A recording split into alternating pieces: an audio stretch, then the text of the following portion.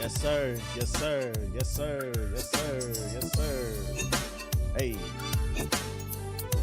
What's good? Yeah. Hey. Hey. Hey. Hey. Hey. Hey. What's good?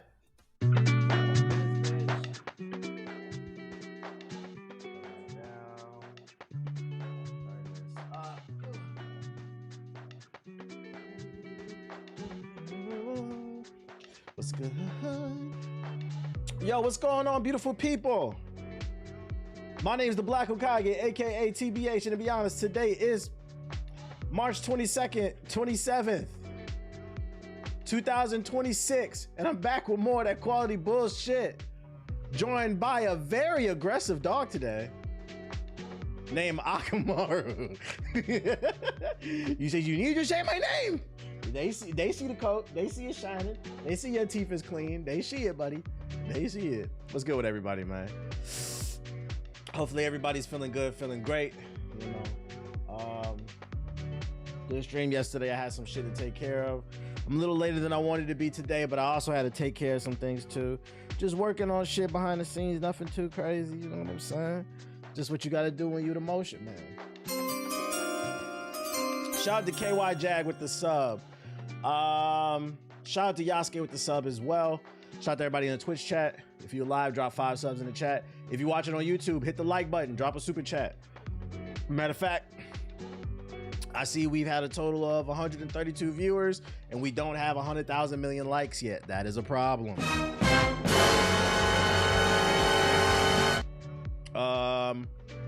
That being said, since we haven't streamed in a little bit, we took a day off.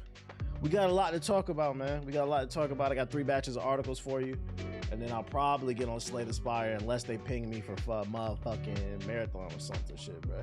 I just found out there's a Slay the Spire mod that allows you to play your friends in PvP instead of fighting bosses. You fight your friends when the boss appears. I thought that was pretty cool. I might try to install that.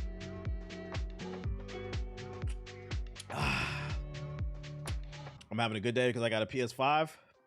I feel that. Matter of fact, let's start the stream off that way. Let me get this news up real quick. Let's put this over there. Put that over there. Over there. Over there. Okay. Restore the articles. Here we go.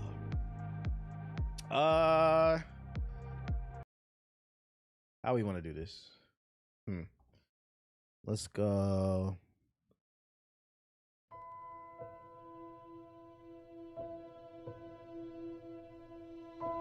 Shout out to John the Space Cowboy with the super chat.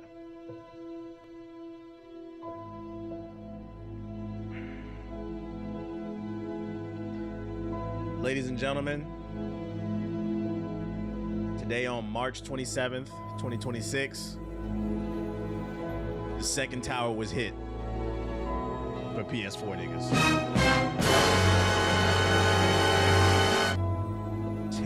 Terrible day for the PS4 nation. Or it might be good because they don't want to get off the PS4 anyway. In case you missed the news, Sony will be raising the PS5 prices by $100.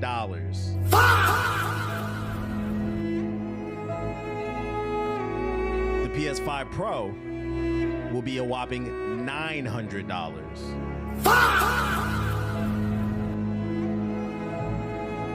The PS4 Peons, the PS4 Peasants, the PS4 Primates have struggled to save $500 over the last 6 years. I'm here to let you know, just get ready for the PS6, man. And before we read the rest of this article, I would also like to state for the PS4 Primates, because it was mostly y'all who were saying, TBH, stop talking about politics on the stream. I don't care about politics. I'm here to let you know politics care about you. This is all politically driven. And if you just fucking read for 5 minutes, you might have been mentally prepared for this. I'm here to let you know it might get worse. Let's read along. Sony is raising the price of the PS5 consoles globally starting April 2nd. Today's the 22nd. That is literally next fucking Thursday. 1 week, less than a week. An announcement on Friday. Sony says that the standard PS5 will now cost $650.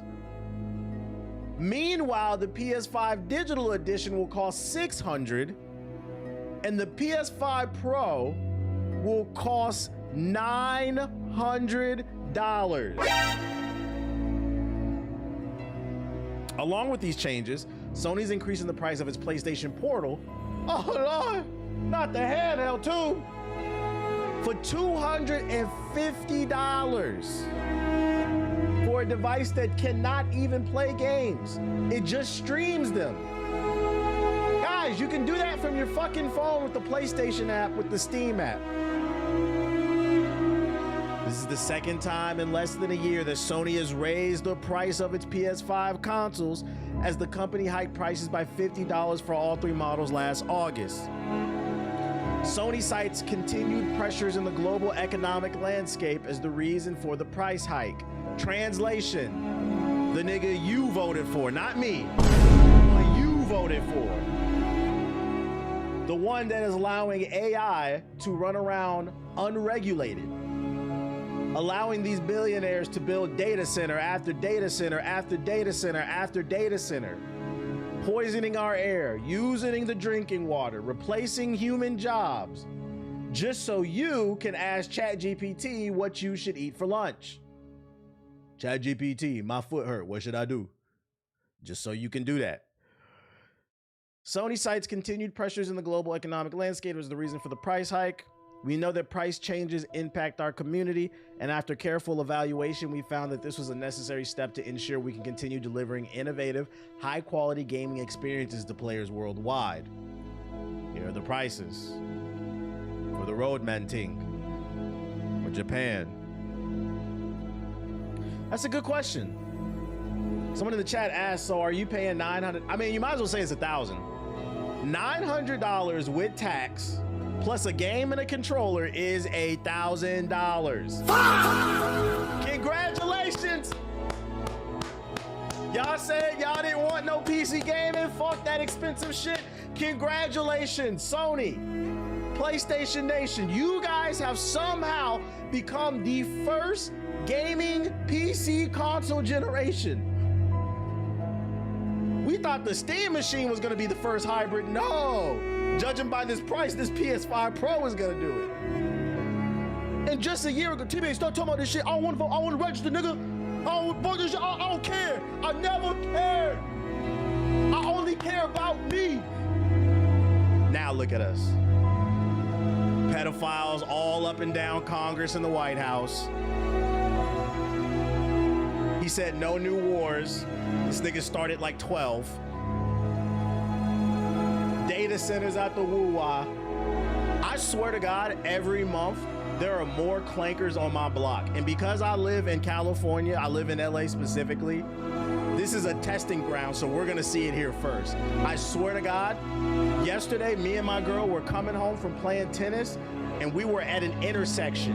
And at every end of it, may God strike me down if I'm lying, I couldn't believe what I saw.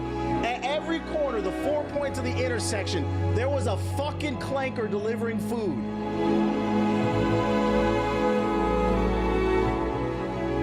I said, oh my God.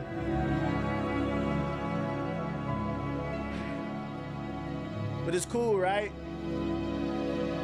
We got $900. We got $900 PS5s. That's what it's all about, right? And of course, this is due to the RAM shortage, the Ramageddon. You know what's funny too? I remember when the Ramageddon first kicked off. Not all, but some console niggas was like, ha ha ha ha, PC gaming is even more expensive, console's better. And I remember PC niggas saying, do you guys not understand that guys, I don't know if you know this, but a video game console is a computer that specifically is designed to play video games, but it is a computer. And obviously not all, but some console niggas, for some reason, were like, no, it ain't gonna affect us. We don't care. Guys, your PlayStation has a CPU, it has the GPU, it has RAM, it has thermal paste, a motherboard, and everything else in between that makes a goddamn PC. It's just the interface is designed to strictly play video games. That's it. So it has come to your door front and it has made things even worse. And you know, I can't even get mad if you don't want a PS5. I'm gonna be honest.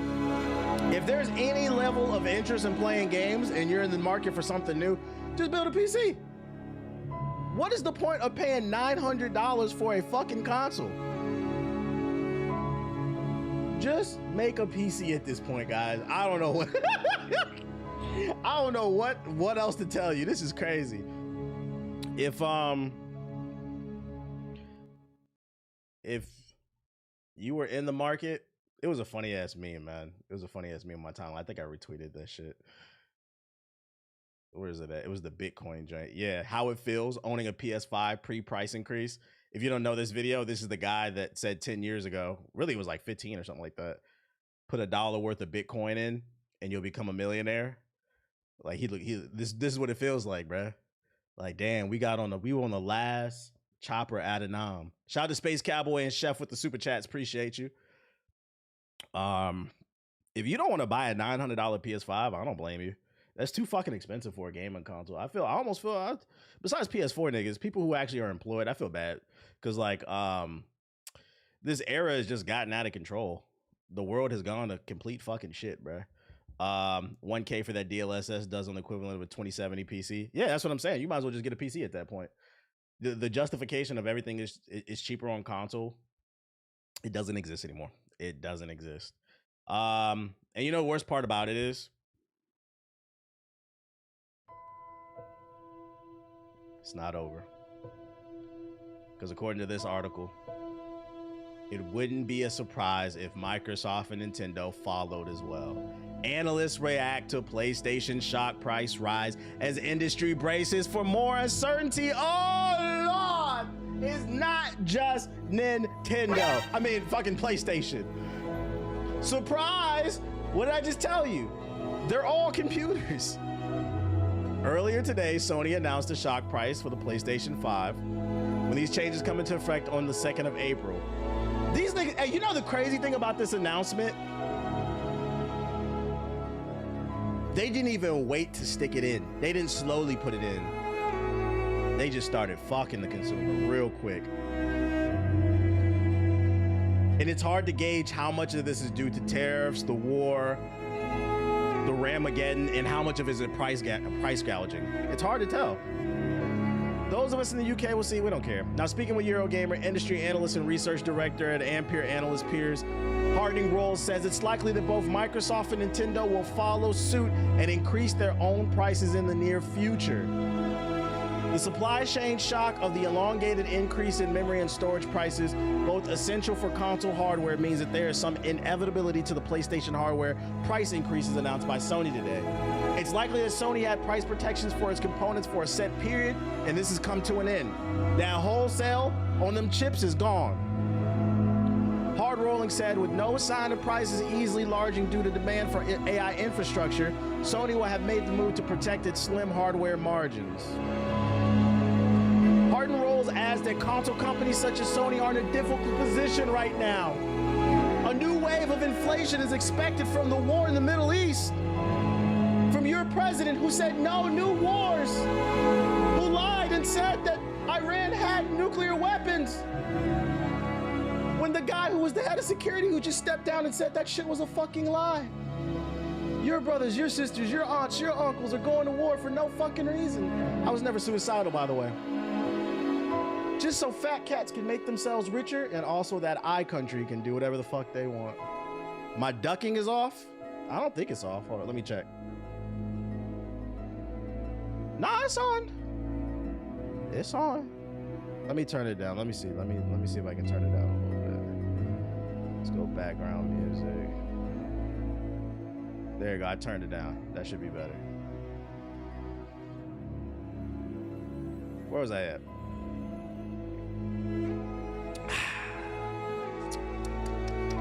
He explained, this may have an influence on the scale of these price increases. The standard PS5 will raise $100. And aside from a direct impact on hardware companies, I think this will cause some general industry concern about the broader impact on market activity. Continuing, he said, this console and AAA PC gaming markets relies on hardware investment to bring in new active users and drive market momentum. So if this weakens, it might soften demand for new games. If people are not buying new consoles, they might not be buying new games. He noted, so it's gonna affect the economy overall. Do you guys see how like politics affects things? If people have, say with me, if people have less money to spend, that means the economy can't be stimulated. And your Hokage can't keep writing blank checks. I used to write them to Obama all the time. That nigga used to hit me up all the time. TB, we need you to fucking come save the world, bruh. I need you to come bail out this company. I said, I got you, black man. I'm not writing this nigga a check, bruh. He noted that these added pressures have come at an awkward time for Sony and Microsoft, with GTA 6 easily being one of if not one of the most anticipated games of the year. That's crazy. There are a lot of people that are waiting to buy a PS5 just to get GTA 6. What if GTA 6's numbers are hurt because now people can't access the PS5, or they can afford the PS5 but they can't get GTA 6 until 3 months later when they re-up on their money? Both companies will want to take full advantage of this positive impact of this system seller. Likewise, it's awkward for Nintendo, as it won't want to raise the price of the Switch 2 when trying to establish the new platform. Nintendo could potentially do something really funny here. For those unaware, the Switch 2 is said to be on par, if not a little bit stronger than the PS4 Pro. If the Nintendo company jacks up the price of the Switch 2 $100, what's the price of the Switch 2?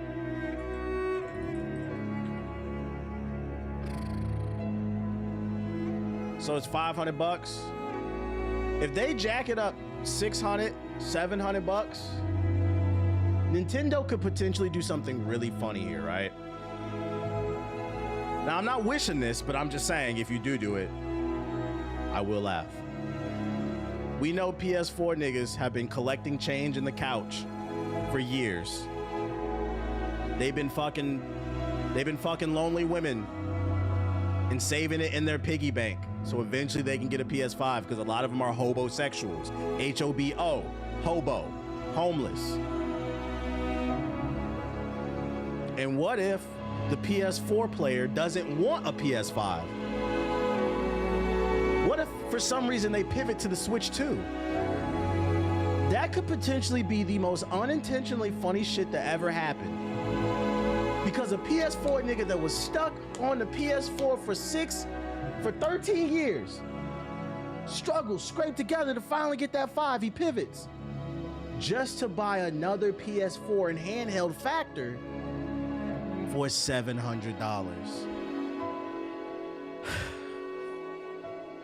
It'll truly prove that the PS4 Ninja has the lowest IQ in the gaming community. Meanwhile, Chris Dring from the game business admitted the situation facing the video game hardware fills me with dread. You've got rapidly rising cost of living challenges driving further by the war in Iran, mixed with costly component prices impacting the pricing of these machines. One small positive is that most of the way is through this console generation, so PlayStation has a strong install base to sell games to already.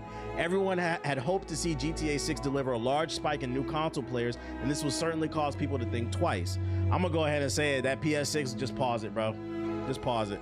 And just for clarification, if Sony is going up on this price for the fucking console, imagine if we don't get out of the Middle East soon, and this Ramageddon shit doesn't stop. Imagine, I'm letting y'all know right now, if you have a car, I'm not talking to you bus riding PS4 niggas. If you're employed and you have a car, take care of your car. Get your oil changed. Keep that bitch clean. If you have a gaming PC, if you have a modern gaming console, please air out your shit every once in a while. Take care of your stuff, because shit is getting fucking real. Yeah, gas is fucking expensive. Shit is real right now. It's time to tighten the belt. Man, they said the war could be another 4 to 6 weeks. I think, unfortunately, that's potentially another fucking forever war like Iraq and Afghanistan, because if you read the reports, they don't have an actual plan. We don't know why we're there. They're talking about putting boots on the ground. So potentially a lot more people are going to die. We don't know why we're putting boots on the ground. They don't have nuclear capacity. It's all a fucking lie, bro. And a part of me misses the old America, man. This heroic music playing in the background, man. We used to do stuff to people like that. I don't know what happened to the old America, man.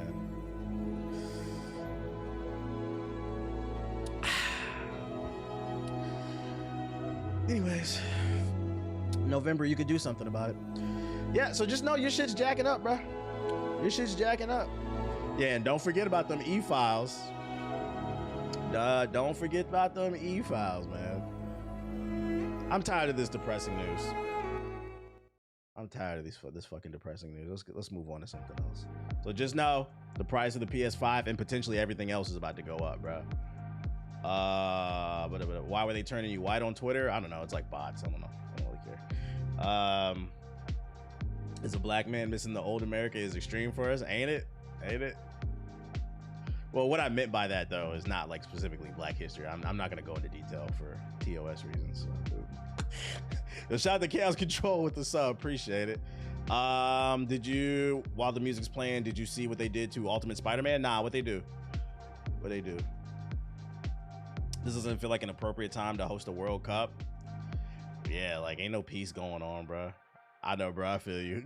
Shout out to Homeless with the big raid. Shout out to Homeless with the big raid. What else we got for you? Oh, and more positive news.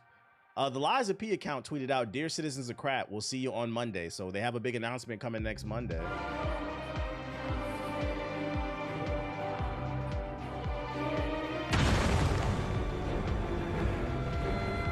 Next boss event drops March 30th. I don't think that this is like new DLC. It's DLC, but I don't think it's like new DLC like the Overture joint. Like it's a new mode or like story. If I had to take an educated guess based off this teaser, it's probably like a boss rush mode. They're probably about to drop a free boss rush mode to see how far you can get. Maybe even like roguelike elements like boss rush or something like that. But I wouldn't expect too much from this. It's probably just a free update like that. But did you see Nate the Hate say we're getting a new? Yeah, I got that saved. Oh, I thought you booted up Liza P. Nah, I'm just talking about what they tweeted out. NBA The Run, the new arcade basketball game that's trying to take the place of NBA Street, just tweeted out shirts versus skins. That's how street ball teams are still made. It's in every matchup. So when you hop on the game, it will be shirts versus skins. Who's ready to take off the shirt of LeBron James? Anybody? I wish they would just show some fucking gameplay. Other news, ball and gun alert. Hey, I'm gonna be on it if it's fire though. Virtual Fighter really needs to run at a steady 60 FPS, the producer said. Virtual Fighter isn't a series you generally associate with Nintendo system, and that's probably because the closest we've had to an entry is Virtual Quest, a GameCube spinoff from 2004. But now fight fans finally look forward to the real deal with Virtual Fighter 5 Revo World Stage on the Switch 2, a proper entry that takes full advantage of the hardware, offering up crossplay compatibility, rollback netcode, and a story mode for solo players. We recently spoke to the producer to find out more about this significant release. We touch on the requirements needed to port the game to the Switch 2, and how the producer marks the release of a new game and how the world stage might shape the future of the franchise. Yo, shout out to Real Malone with the super chat, who said 4 to 6 weeks, the administration that never lies. Yeah, them motherfuckers lie all the fucking time. I can tell, yeah, maybe because I'm older, but like, I just want y'all to know, like, that's just not, y'all been playing too many video games. You can't get on television and say, I think this war is gonna last 4 to 6 weeks. Guys, it's war, not Call of Duty. That's not how shit works. We were supposed to be, I remember it was either Iraq or Afghanistan, probably both, when we first went in. Within like 2 or 3 days, they was like, we won the war. We just got out of there a few years ago. Like, nah, that's not how it should. And you gotta keep in mind, this shit is fucking, this administration is full of fucking morons, bro. Yo, shout out to Smoke with the sub, appreciate it. It's a lot of moving pieces. Virtual Fighter's producer Shinji Ikoi, Virtual Fighter is one of Sega's most important IPs and considered to be a groundbreaking title that led the fighting game scene as the originals of 3D fighters. That's why, in order to ensure players around the world can enjoy smooth online matches, this new game features rollback netcode and crossplay support, and offered on platforms that make it easier for more players to pick up and play. Morons, criminals, and pedophiles type shit. More like 4 to 6 years type shit. Another key appeal of virtual, because here's some more food for thought before I keep reading. If you really thought they said 4 to 6 weeks, right? If they really believed the war was going to last 4 to 6 weeks, why did they just bump up the age of enlistment for the army, guys? You think they just bumped it up to 42 for no reason? Come on, y'all, let's do some critical thinking. Another key appeal of Virtual Fighter is that while it stands as the pioneer of 3D fighting games, it remains arguably one of the most innovative titles in the genre. The series is often perceived as difficult, but this game features a simple 3-button control scheme and realistic full contact combat without projectiles or flashy animations. It's all about the kung fu in the hands. Achieving gameplay that is simply learned yet deeply rewarding. Its greatest appeal lies in the competitive... Man, let's just talk about what the fuck y'all doing with the new shit, bro. So this game is developed by RGG Studios. Our team has a deep understanding of the Dragon engine and plenty of technical know-how, so the development itself went smoothly. Now, when it comes to the Switch 2 version, Virtual Fighter really needs to run at a steady 60 FPS, so adjusting the game for the capabilities of each hardware generation has always been technically challenging. That's one of the big reasons why our releases have been limited up until now. Man, I thought they were going to talk about Virtual Fighter 6, so this is only about the Revo. This is like a 20-year-old game. Don't tell me that the Switch 2 is struggling to run this old-ass game at 60 FPS. With the Switch 2, we finally saw that we could hit 60 FPS and support things like rollback netcode and crossplay, so we decided to move ahead with development. Yeah, this is about fucking RE5. My bad, y'all. I thought this was new info about the 6th game. I just retired in 2023. Then it was like 38 or something members that are 42 PT. Yeah, I'm glad you got out while you could. Yeah, finally they were able to. That's crazy. So that means the Switch 1 wasn't able to run this game. And mind you, this game came out like, wasn't it a PS2 or a PS3 game or something? Shit is crazy. Resident Evil added a photo mode, Resident Evil Requiem. So if you want to take pictures of a scared white woman, you can now do that. I don't really have nothing else to say there. Update your game if you care. For all the speed runners out there. To be fair, Revo was remade from the ground up in the new Dragon engine. Yeah, but at its core, it's still the same game though. Like you can make a remake Jak and Daxter. At the core, it's like visually it looks better. Yeah, I get it, but it's still a similar game. The new PUBG game is closing after less than 2 months. I didn't even know there was a new PUBG game. Near the beginning of February, Crafton gave early access to PUBG Blindspot, a spinoff from PUBG's Battlegrounds. However, Blindspot won't make it to its 2-month anniversary as the game is scheduled to shut down in just a few days. ARC Team's Sequoia Yang shared an announcement that PUBG Blindspot will cease operations on March 30th. After careful consideration, we've come to the conclusion that we are no longer able to sustainably provide the level of experience we set out to deliver in the early access. You know what? This is actually good because I respect the fact they're cutting the cord. Like, why waste a bunch of money, you know? I don't remember this game. What is this? It has mostly positive reviews. What the fuck? Preaching. Wait, isn't this the game y'all told me to play? Y'all said it was like Rainbow Six Siege, but with like an over-the-top camera. A lot of y'all was telling me this shit was gas. Only 1,000 reviews? Well, what's wrong with that? 1,000 is a lot. Only 1,000? Come on, man. It may not be the biggest number, but only 1,000. Let me see you count to 5 with 10 fingers, nigga. That's what most y'all need. Y'all need all 10 fingers to count to 5. Talking about it's only 1,000. I don't want to hear 1, 2. Nah, nothing crazy. It reminded me of that Gorilla tweet. What Gorilla tweet? It's crazy how micro SDs will run from 50 and up, and even for the small. I remember when them bitches was cheap. So if you had any interest in it, it's shutting down, bro. It doesn't look bad. Maybe with better promo, yeah, but maybe they felt like it just wasn't gonna make them any money. There wasn't enough interest, so I kind of, you know, I get it. Shut it down while you're ahead of time. All right, that's what I got for you with the PlayStation update. Let's go Xbox. Since we talked PlayStation, let's talk Xbox. Since the last stream, the Xbox Partner Preview Showcase March 2026 happened. I was not able to catch it live. Not that I was gonna watch it live, because I don't care that much. Why do that when you can just pull up a summary article? That way you're not disappointed. See, when you watch live, you gotta hope for something good so you don't waste your fucking time. But when you get the summary article, it doesn't hit as much if it sucks.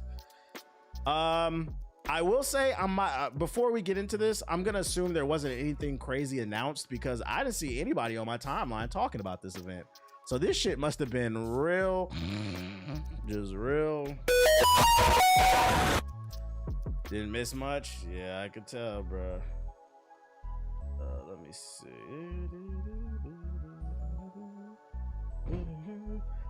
Oh, I saw kind of funny TikTok say this was terrible. Damn. Yo, shout out to Dre with the super chat. I know we've been past the PS5 price increase, but I wanted to say that was an uncommon Sony L. Sony didn't even wait. I told y'all can't trust Sony. They didn't even wait. Yeah, I know about the Ocarina show. We're gonna get to it though. All right, let's talk Xbox. Let's talk Xbox first. All right, the Hunter Reckoning Death Wish reveal trailer. Let's see if there's any bangers.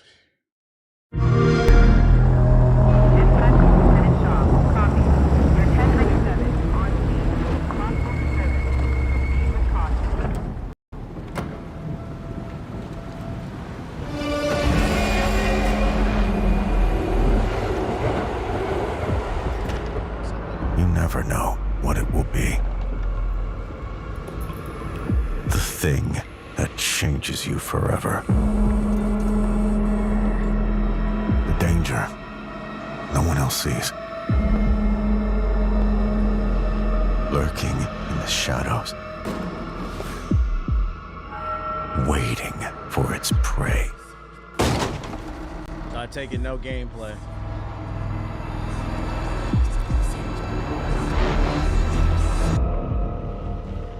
Shaw to control. There's nothing here. Generic white guy here.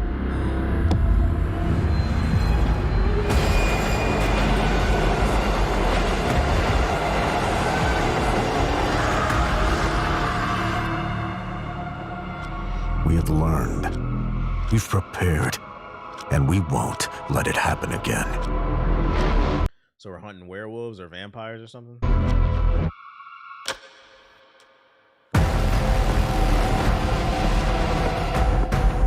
Redfall 2.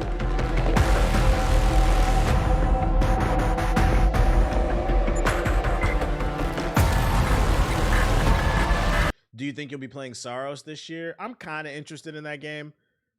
It depends on if I have anything else to play. Like if I beat all my games, I might hop on. It's a 50-50. We ain't beating Crimson Desert, so there might be time. A reckoning is coming.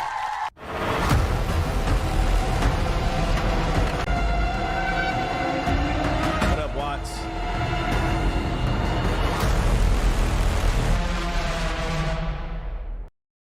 I have no idea why I should be excited about this. This game looks like a 14-year-old white male's wet dream. Like, let's make a game about a grizzled white guy with a machine gun, and we're gonna do werewolves versus vampires. Yeah, that'd be cool. I gotta see some gameplay. I don't know, man. I don't know. All right, next. Wuthering Waves coming to Xbox in July. Isn't this game already out? Is this a gacha game? The opposite of the void. How far can memory type? Yeah, it's a gacha. Yeah, we're out of chat. Man, I'm gonna play this off stream, man. We're gonna finish this mission up off stream. The Expanse Osiris Reborn. This is supposed to be another one of these Mass Effect. It was like another life. Everything made sense to you. Oh, you're back already? Wait, so you flew in on that? Now, I think her face need a DLSS 5 filter. Let me know, chat. Does he need a filter? If they want. We need him alive! Locked on to you, like a torpedo. Do not interfere. The universe never tells us if we did right or wrong.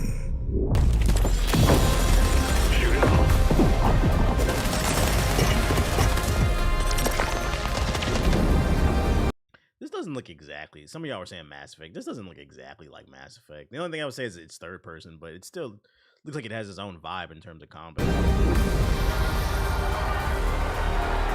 For the battle order! Series belongs to Belters.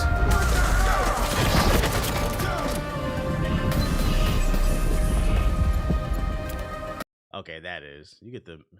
Damn, that's a lot of options. You get a lot of, okay, choose your own adventure. We like that. We like that. I didn't become a mercenary to run away from my enemies. Fear festering into hatred. Typical. Surely a little gun doesn't scare you. Oh, that's hot. A Trojan horse. Protegen let its own enemies. Okay, that's Mass Effect, yeah. Team meeting. Everybody debates the strats and shit, probably at the end of every mission. An enemy of my enemy. I'm trying to get shot by her. Wait, what the fuck? All right, hold on. What did this nigga say? Is my friend? Horse. Protegen let its own enemies in. An enemy of my enemy. Is my friend? All right, bro. Come on, man. Listen. The game looked cool, but the expanse. You don't got it. These niggas stole that shit bar from bar. That's literally that's literally what not Rex said. Yeah, that's what Rex said when you first meet him. The enemy of my enemy is my... Seek the enemy of my enemy, and there you will find a friend. Like, Jesus Christ. Yeah, you're not Rex. I like the destruction, though. That's a common quote. Yeah, but the problem is this is a space game that's clearly inspired by Mass Effect. So it's like you can clearly tell they got it from that, though.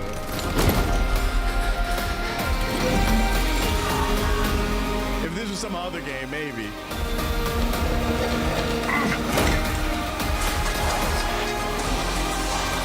Played that game too much. I forgot he said that. I didn't. The reason I remember Rex said that because like the funny part about Mass Effect being my favorite game is it was never supposed to be my favorite game. I got into it because that was during my get fresh phase, like in high school. I was bagging groceries and like we would get paid in tips. The problem with giving a teenager money in their hand every day, at least when I would work on the weekends, is I had money in my hand. Versus if you get a paycheck every 2 weeks, you think a little bit more about how you spend your money. So because I felt like I would always get it back, like after work, I would always go to GameStop. I would just drive to GameStop, rush. And like, I remember thinking I had like $100 in my pocket. I was like, I don't know what the fuck I'm about to buy, but I said, I'm about to spend some money, nigga. And then I ended up buying Mass Effect because it had just came out. And I remember GameSpot gave it an 8 out of 10. I was like, what? I didn't even know what the game was about. I was like, whatever, bro. That's how you know I'm really in the game. I was like, I don't give a fuck. I'm gonna buy this shit, bro. And I remember playing it and I was like, this game is okay. But it was the moment when you met Rex and he said, seek the enemy of my enemy and there you will find a friend. I had never heard that quote before. That's what made me sit up in my chair. I said, oh, this game different. That's the only reason I remember that, because that's the moment the game first clicked for me. I was like, oh, the writing kind of strong in this. We have to find our own answer.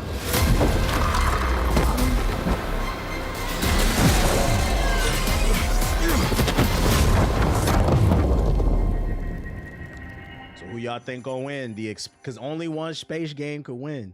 I think space might be the next trending game because I have an entire section next up talking about only space. There's trends always happen in gaming. This might be the next big one, space shit. I just hope they're not all chasing Mass Effect's Ghost. I love space content, but I would love for them to also be their own thing. The beauty of space is like you're only limited by your imagination because we don't really know what's out there until the government disclose, but until then, we don't really know what's out there. So do whatever you want. Do whatever the fuck you want, bro. Don't just copy Star Wars and don't copy fucking Mass Effect. Do what the fuck you want. It looks cool though. We'll keep an eye on it. Space baddies. Cozy farming sim goes serial killer and grave seasons. Cozy game about a serial killer. This from our old cell, my friend. Your departure caused quite the commotion back home. But I'm proud of you for making it out when you got the chance. I've sent this letter to the address I once knew. That empty old farm up in the mountains. Ashen Ridge is a good, humble town with good people in it. Warm, welcoming, but not too inquisitive. I have fond memories of that place. I hope you can make a few of your own. It's a hot dating sim too. But be wary. You'll reap what you sow. You've always had a knack for figuring things out. That resourceful... Can I ask, just out of curiosity, and I swear I'm not trying to be funny, is there some like a law that was passed that I missed? Did like Congress pass a bill that stated like every cozy game has to have like this cutesy like art style? Will keep you out of trouble, or land you right in the middle of it. Take an old man's advice. Keep busy, lay low. Idle hands are the devil's playground. Make something of yourself, for yourself. Yeah, the Stardew Valley. Yeah, the voice acting's good though. Demo coming soon. Honestly, it doesn't look bad. It's just not my cup of tea. I actually ended up saying that. Yeah, I would say this doesn't look bad. It's just not my cup of tea. I would pass, but if you're interested, I'm not mad. If you like it, we love it. What else we got? Serious Sam is back in the Shadowverse. Okay. Gen X Games. Serious Sam. If you ask a Gen Xers what are some of their favorite games, be like, yeah, bro, some of my favorite games are Pac-Man, Pong. Here's my top 5: Pac-Man, Pong, Street Fighter 2, Doom, and Serious Sam. Like, yeah, it's onslaught, man. and Duke Nukem forever. Duke Nukem is a strong contender.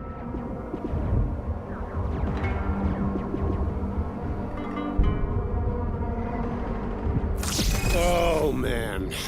Looks like we're late for this one, too. We have to stop getting snacks on the way. Your little naps aren't helping either. I get puffy when I don't. But that's beside the point. Let's blast our way out of here before we're cratered next. Time to get serious.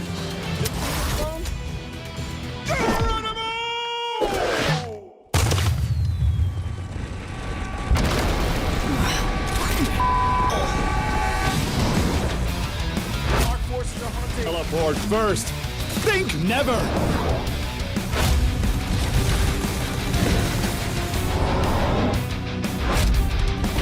Lava golems! If only I had a garden hose. I feel like I would only be interested in this if it's a fun challenge, right? I like, you can't put 5-man, does it say 5-man co-op or some shit in this? And like, it's easy, you know? Okay, it's got roguelike elements. Okay. I'm about to solve everything violently. Shout out to Little Man with the sub, appreciate it. Look at that! Another end of the world situation.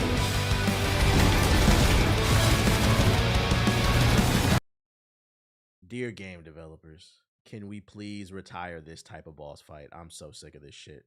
I don't know about y'all, but I'm sick of this boss.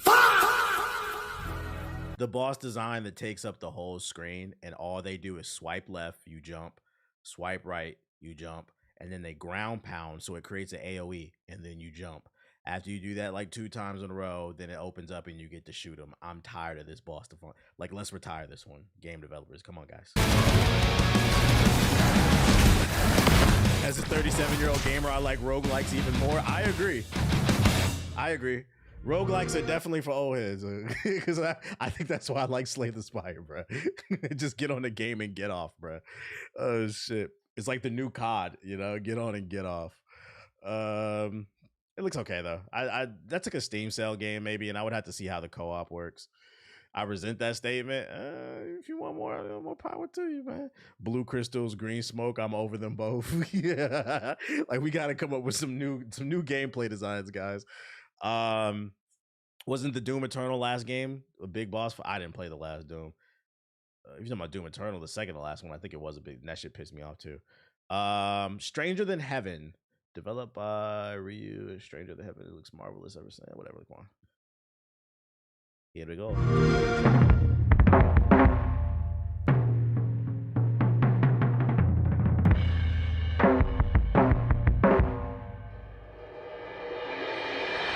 Stranger Than Heaven.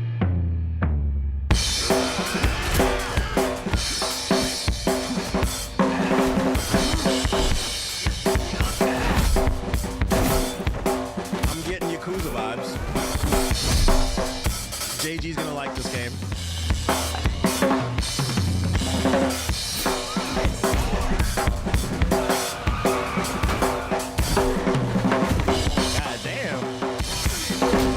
God damn. eras in 5 cities. Okay. Wait. What year is that? 15, 29, 43, 51, 65. So live through different eras of the Yakuza.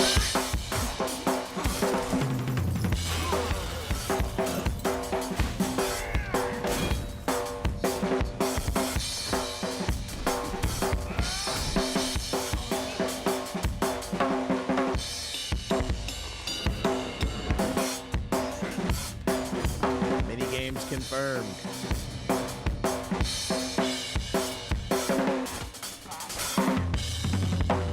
More details to be revealed. I feel almost like maybe this is their version of Mafia. Like they want to take the Yakuza formula into the past and tell like a more older tale.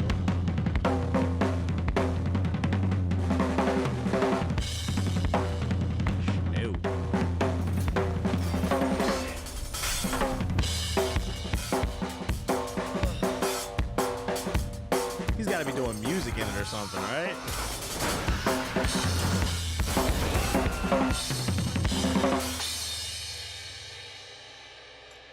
Very interesting. That one I would play. I would like to see more though. The other trailers were also super focused, music focused. So yeah, maybe he has something music related going on. He was just fighting. Yeah, but like even still, like I can see it like it being like a music mission or something. Very interesting. Could be some Parappa the Rapper shit.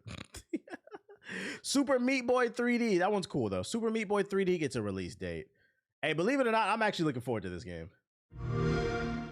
When is shit coming out?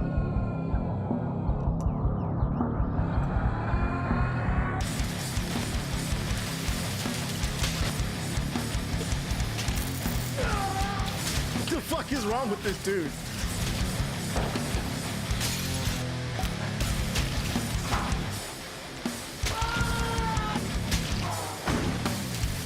So this game is definitely going to stress you out. Will Super Meat Boy be the Dark Souls of platformers?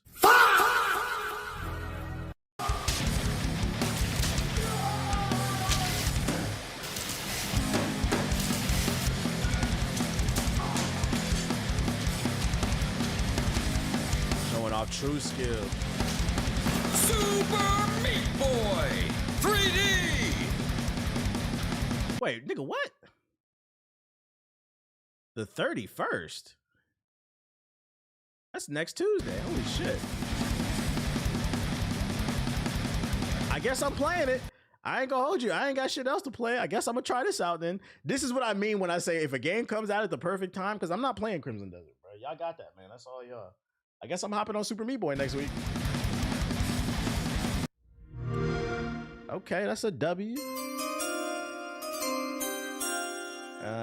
Gaming's dead. There's nothing to play, man. There's nothing to play. You streaming it? Of course. Annapurna reveals Road Trip Adventure Forever ago. You dropping Crimson Desert already? Not dropping. I already dropped it. I don't have the intellect to play that game. My IQ's not high enough, so I'm gonna stick to Super Meat Boy.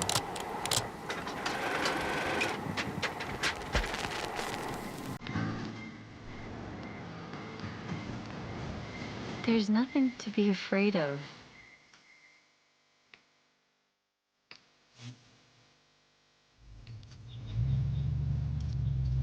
For an introspective story game. D1 troll? I'm not trolling, guys. One jump at a time. You're doing great.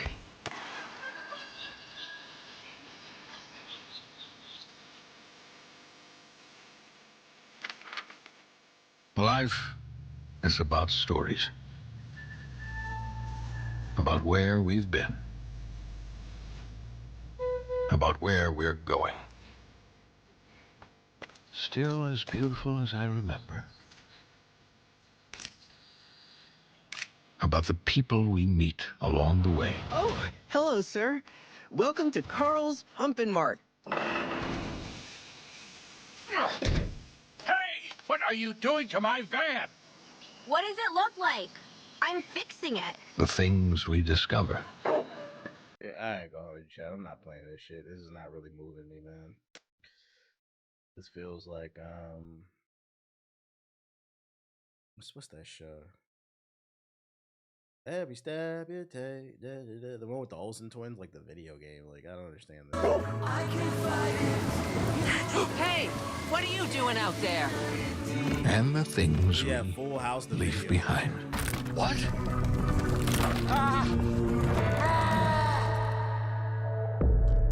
How will your story Oh, you going to the end? sunken place? Maybe it's lit then. The reverse sunken place. Okay. It's crazy too, cause like, I feel like a certain demographic will look at this game and get excited because they feel like they can relate to it, and then turn around and be like, "I'm not playing no game with no black protagonist. I can't relate to it." But I argue you can't relate to this game either. A nice white family going on vacation in the van and shit, getting lost in the open west. Like you're from a fucking trailer park, most of you guys. So like, I'd argue you can't relate to this either. But okay. Anyways, Hackers slash roguelike Ascend to Zero arrives in July. There we go. Is there a past you wish you could rewrite? You have to be nice to me. Loop start. Oh, this fast.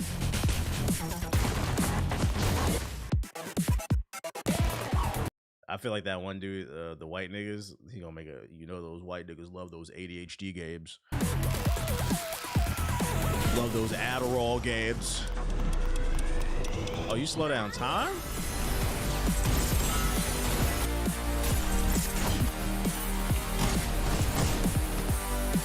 Beat the clock. Beat your destiny. Beat your meat. Up your arsenal, up your game. Got a deep skill tree. Yeah, they love that movement. Who's actually playing these trash ass games? I wouldn't call this game trash. It's just not for you, bro. The thumbnail is still yesterday on YouTube. I'll fix it later. This game's not I'll change the future. There's still time. Yeah, trash is a stretch. It's just not for you. That's why I'm always careful to say, like, it's not for me, but I can see a market for it. If you can't see a market, then usually you're not capable of thinking outside yourself. You gotta remember, guys, these consoles are not built specifically for you. They cast wide nets. What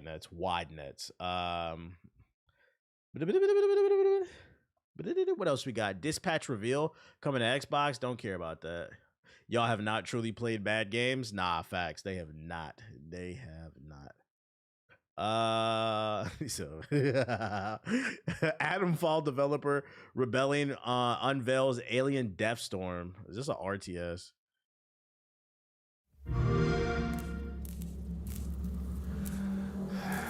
What the hell happened here? Where is everyone? Rebellion. Oh, they make those choose your own adventures, right? Okay, I'm interested. The art direction, I'm interested.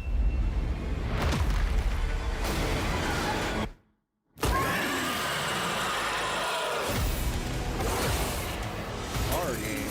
Ah, shit. Roaches. Warning. Adverse weather conditions detected. Wind speeds reaching survival threshold. Seek shelter.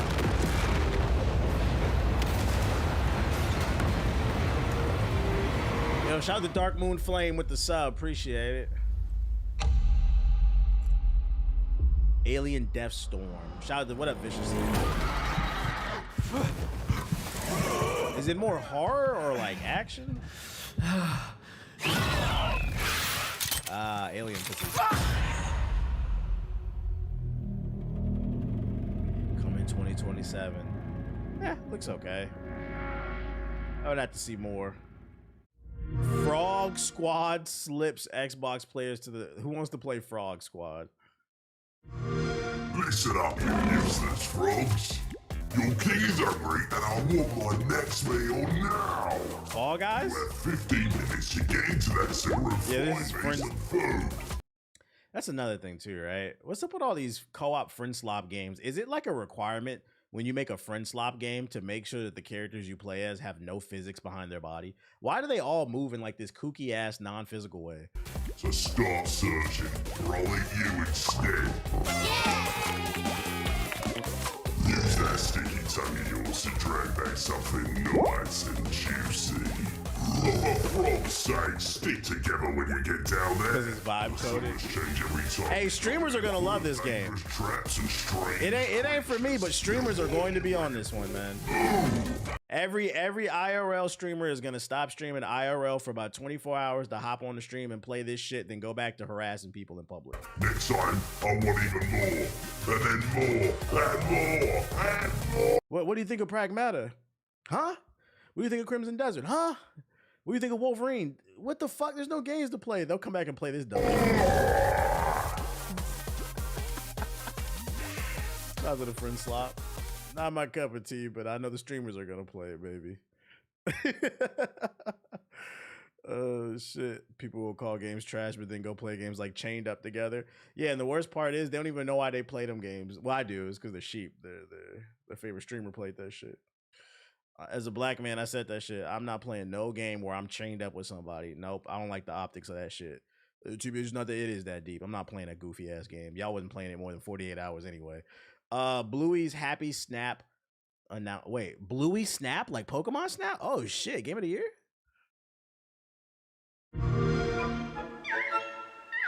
Shout out to Lucky Plays with the super chat. If you have your mentions on Insta, I tagged you in a funny video of a guy exposing his homie's 2K Zen setup. It's a good laugh. You know the niggas get you.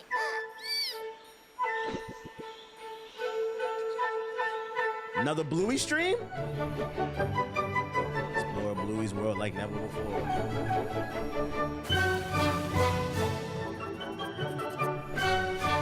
Real gaming's back. It is. It's Pokemon Snap with Bluey.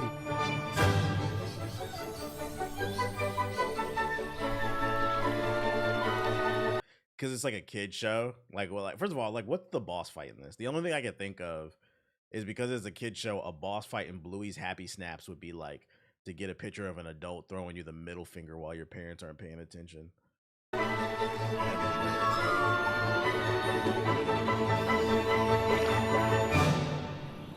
You gotta bait an adult.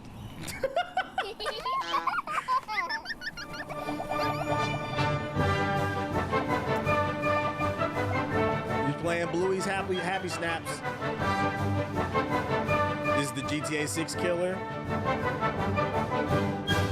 It might be, man. Hey, we got more Bluey gameplay than GTA 6, bro. It is what it is, man. That's all I'm gonna say. It looks like a good. Jokes aside, it looks like a good kids game. Like this shit trash. It's for kids, bro. Relax, fucking relax. Stalker 2 Cost of Hope announcement.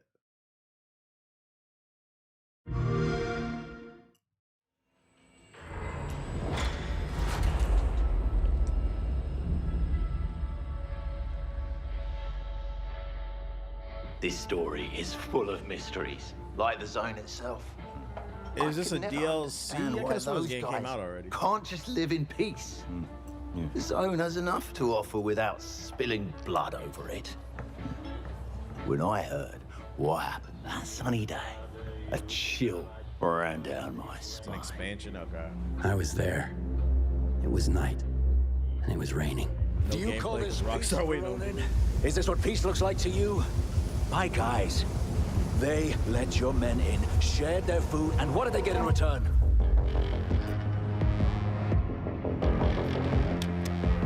According to Section they fighting big ass water blobs of the D4 agreement, in case of suspicion regarding one of the parties attacking the other, the affected party has the right to secure and surveil a member of the suspected aggressor. No one is being taken. That is my decision. That's a Dasani bubble. There can be no. That shit would be poisonous as hell. We are the ones standing between the zone's plague of filth and ordinary people. Is Stalker like Metro? I didn't know it had like these supernatural elements in it. We always end up in the same exact spot. That's justice, I suppose. That's the end of D4. It's rough around the edges, but it's fun. Cost of Hope is coming this summer, man. Are you ready, Skiff? To discover the price of freedom. They're growing Marduk. It looks okay, it looks okay. A lot of supernatural elements. I'm surprised by that. Musa, Dirty Fate.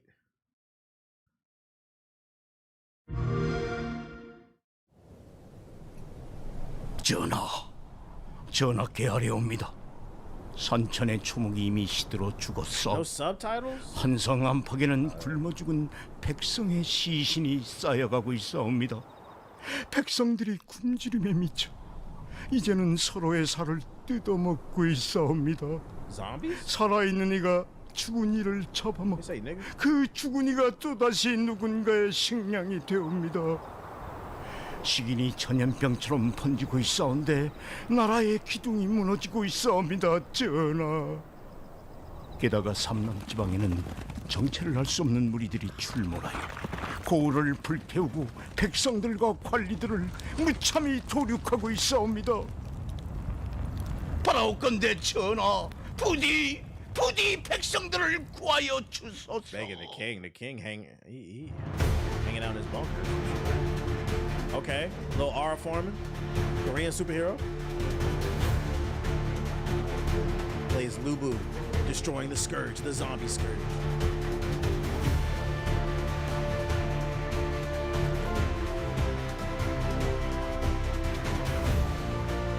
Only black people, Cody said, nigga, because our ears are perked up to that shit, bro. What is this?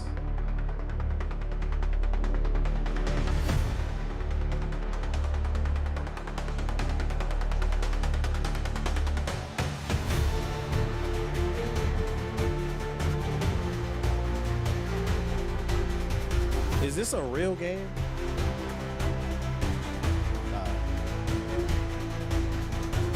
Not gonna lie, off rip, this camera looks terrible.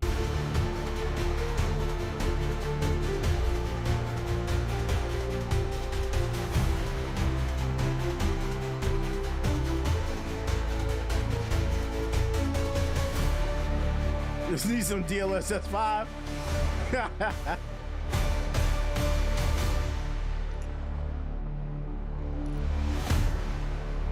Coming in 2027, Musa. I don't know how I feel about that. I gotta see some like actual more gameplay.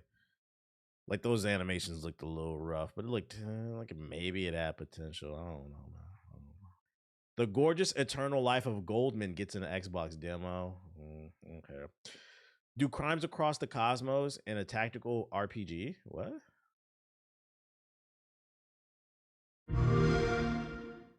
Marzir. Astar balna diwin ko nara. Petir mardeshka. You cannot tell me he is not speaking nigga space Creole. That shit sound like some nigga space Creole to me. Like what the like how are you speaking fucking Creole and alien at the same time, bro?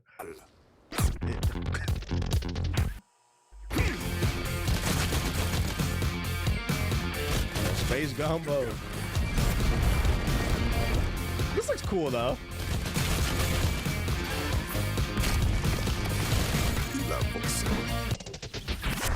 Under Edwards, go Giramelpat. Go Strila Big Khan. Shout out to DJ Dingy Blue for the sub. Interesting.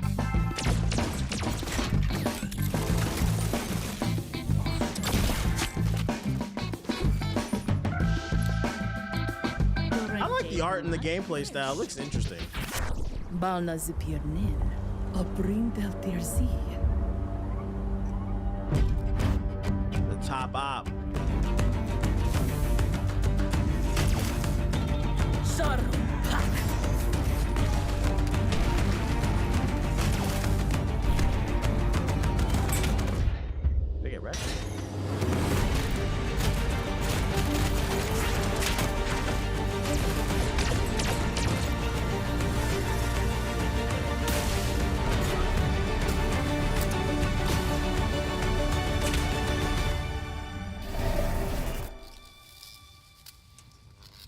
Wait, did they just flip images?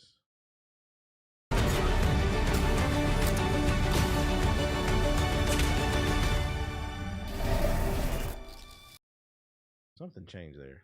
The fuck? Did nothing change there? He looks like he changed like a little bit. There's some type of time manipulation thing going on.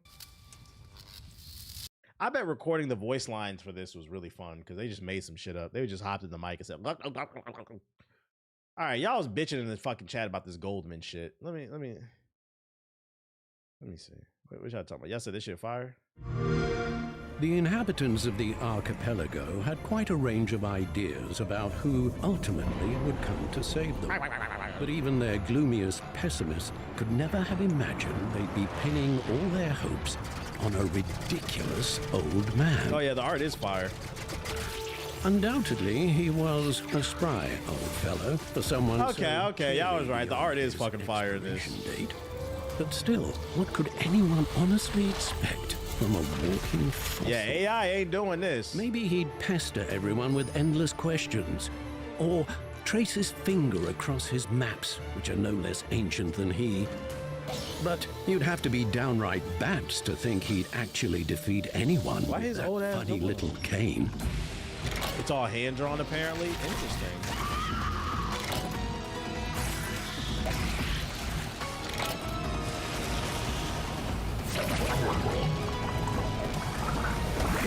Yeah, AI ain't got the heart to pull this off. Of course, one can blindly hope that certain creatures might rather choose to withdraw, if only out of immense respect for the age-old wisdom when does this come of the out? venerable reanimated museum exhibit.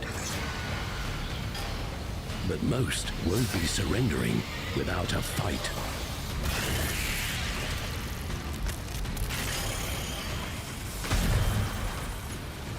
On the other hand, isn't that how every ancient geezer recounts the story of his life? Dramatic, fantastic, as if every It's crazy how, like, sometimes you don't even have to have super innovative gameplay. Like, just good art direction can take your game very far. Trivial excursion were transformed into a series of trials, and every new day brought inevitable pain.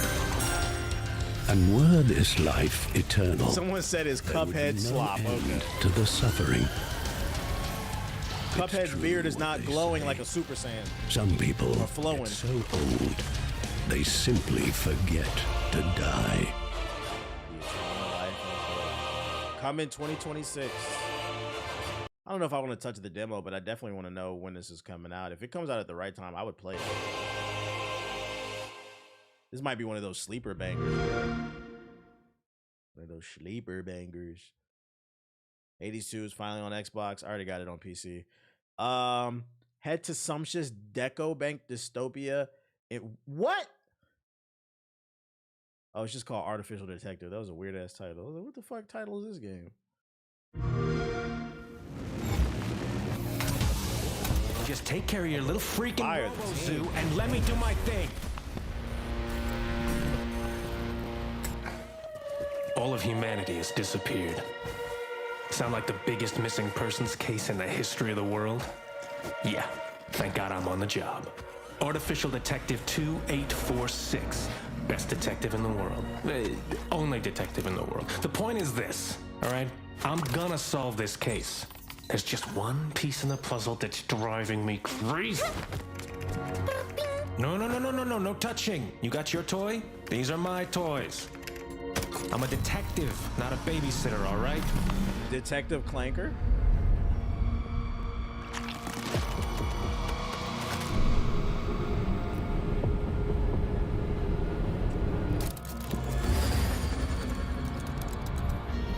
What the f? What the freak?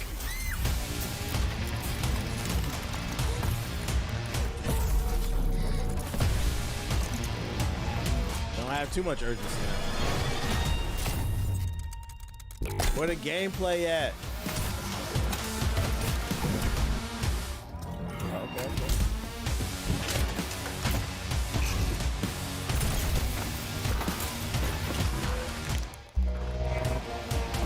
Hold on, kid.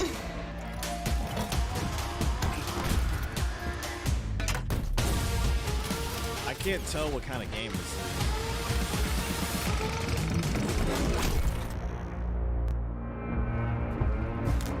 is. Is it like a third-person Souls game? Because like the way he's moving is really sluggish, and part of it is probably because he's a clanker, but I can't really tell. I got you.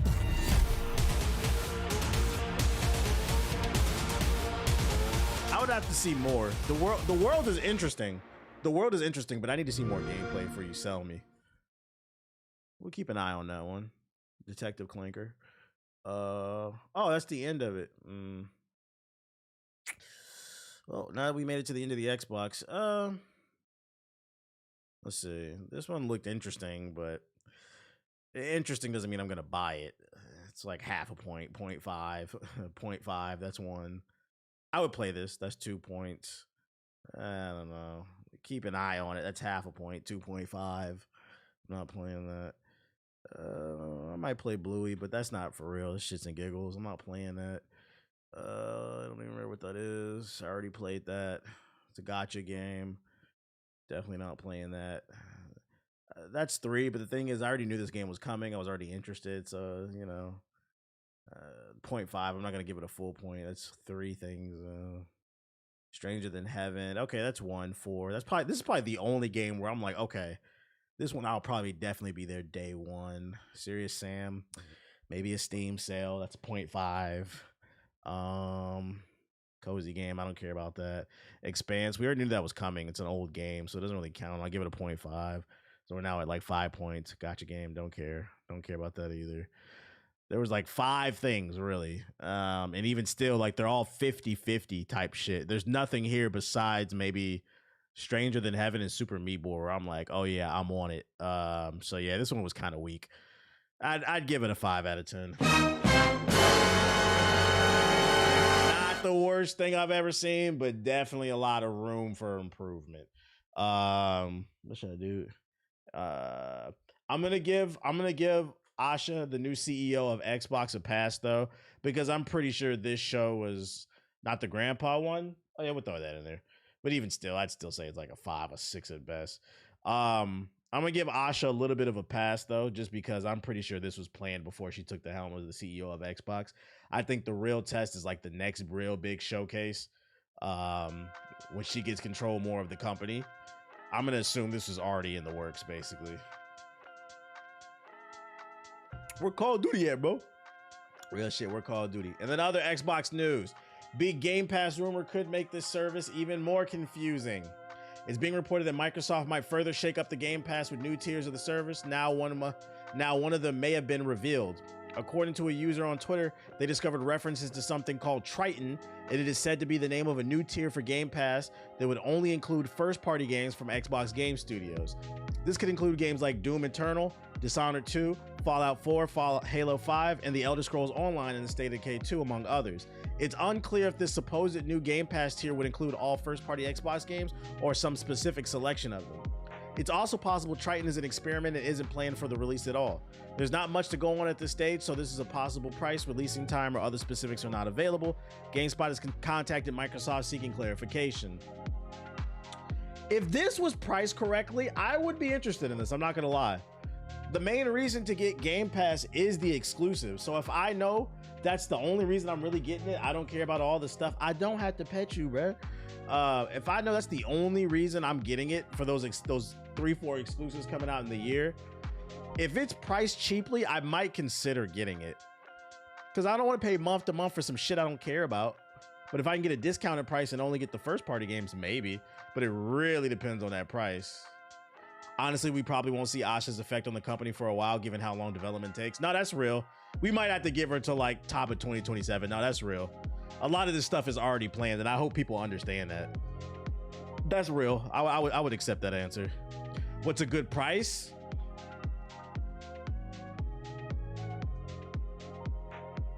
$10 a month at most. 15, 10 or 15. Well, no, because what it costs now. What's the Game Pass price now?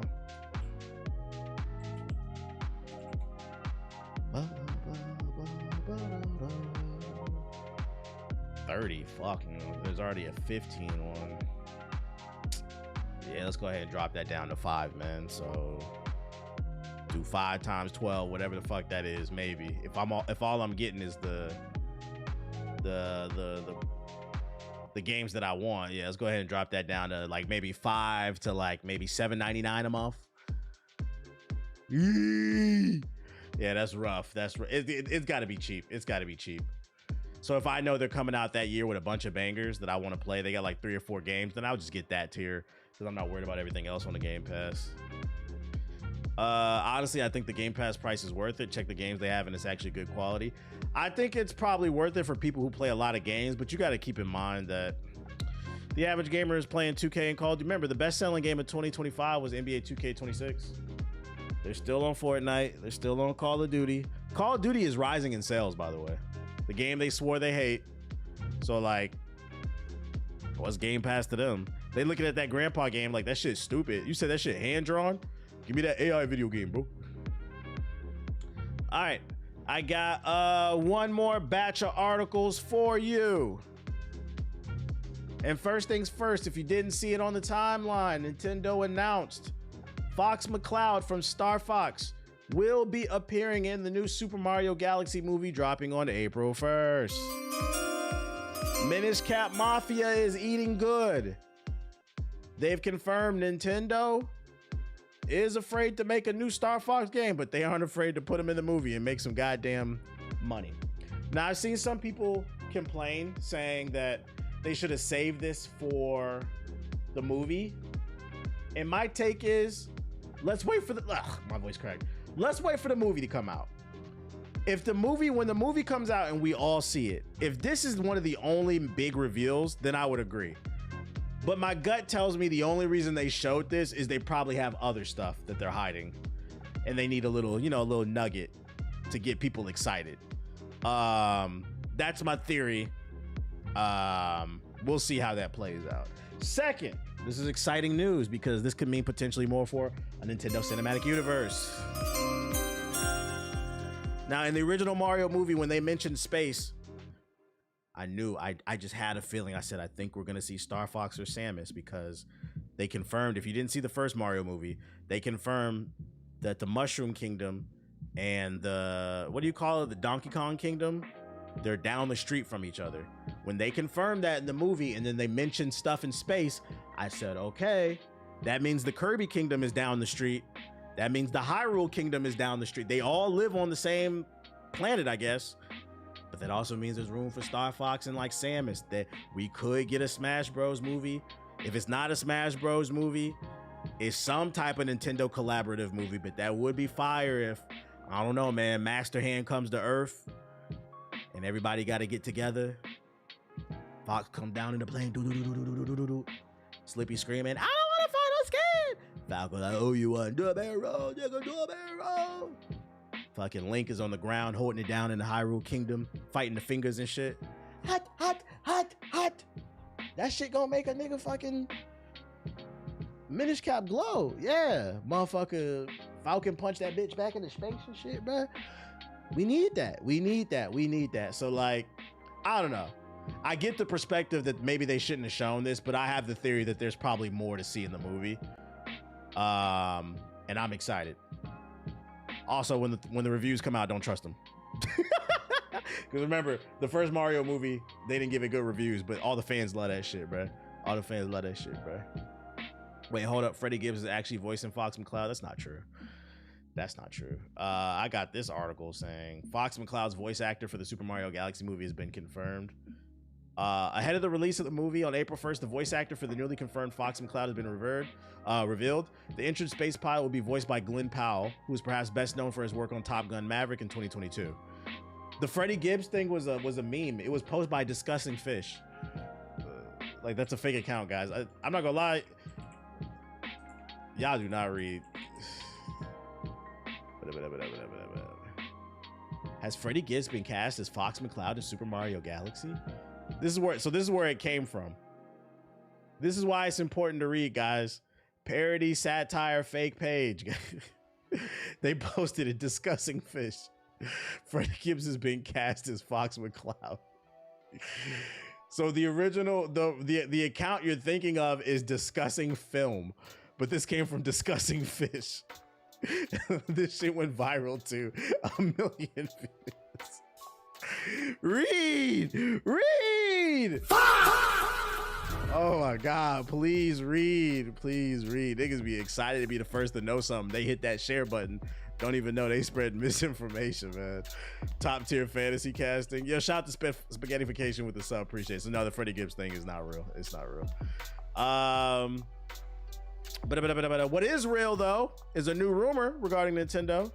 I'm calling this whole section of articles the space articles. Nintendo's planning a new Star Fox and a major Zelda remake this year, but no 3D Mario. According to a prominent Nintendo insider, Nate the Hate, who shared a plethora of information on the company's 2026 plans, which matches what the VGC has heard from our own sources. In a new podcast, the Nintendo sleuth claimed a classic Star Fox revival is planned for the release on Switch 2 this summer, hot on the heels of Fox McCloud's confirmed appearance in the Super Mario Galaxy movie. Star Fox is coming back in summer of 2026. We're getting a new Star Fox game in the very near future, he said. I've been told it's a classic style Star Fox game and that the visuals are supposed to be very good, and I've heard it does have online multiplayer.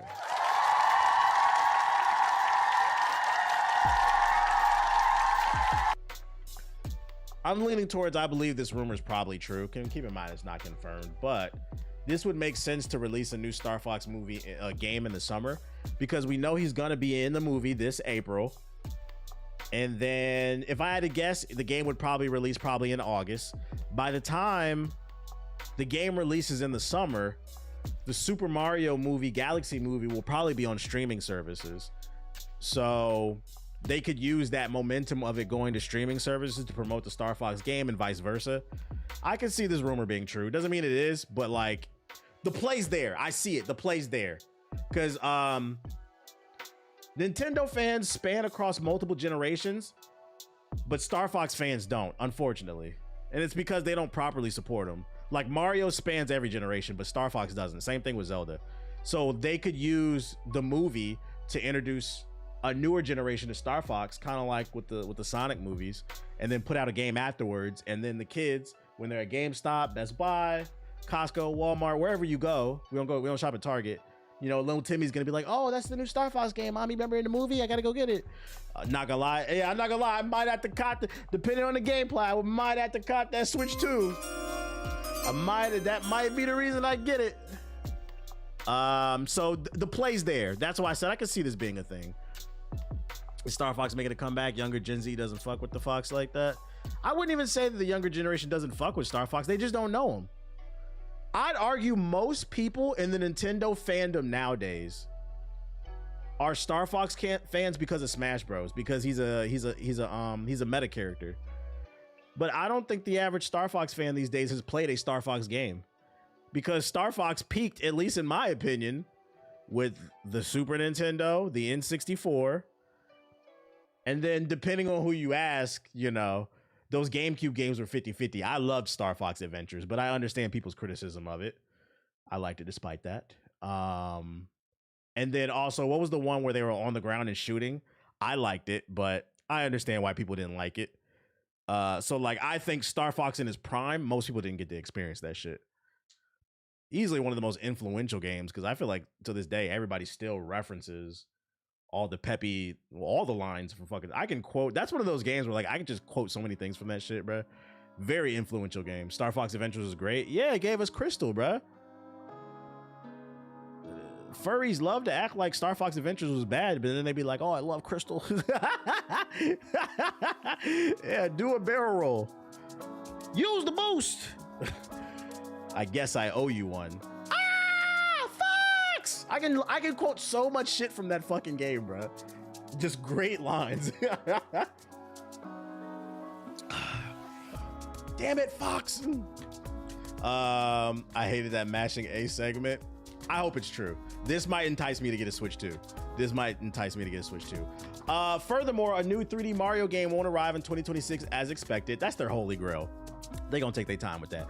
According to Nate's sources, the last 3D Mario game, Super Mario Odyssey, was released during the original Switch's launch window nearly a decade ago. And despite last year's Donkey Kong Bonanza from the same studio, a major new entry has been expected soon. It's been 10 years since a proper Mario game, bro.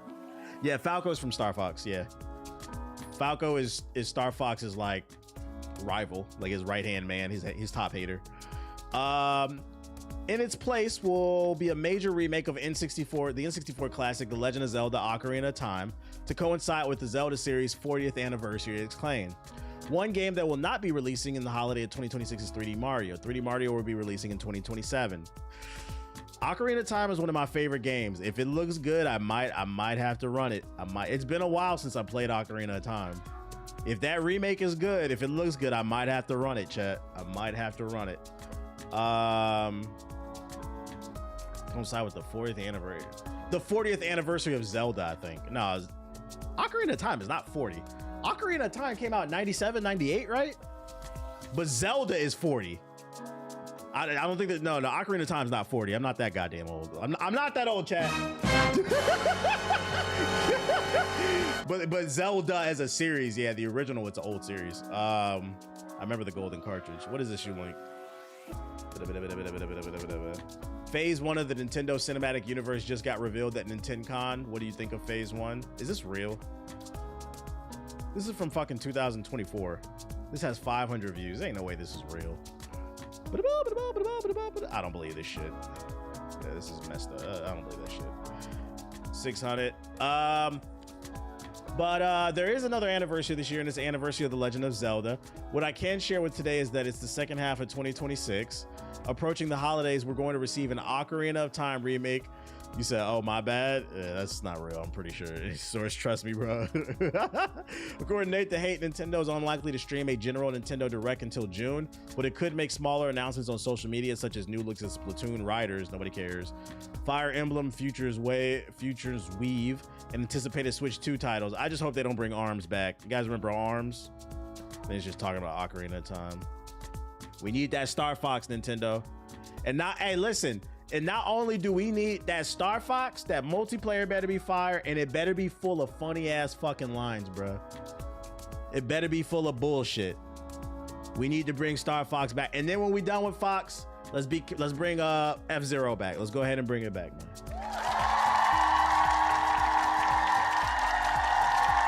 I need Nintendo to get deeper into their bag. Give us a Kid Icarus. Come on, man.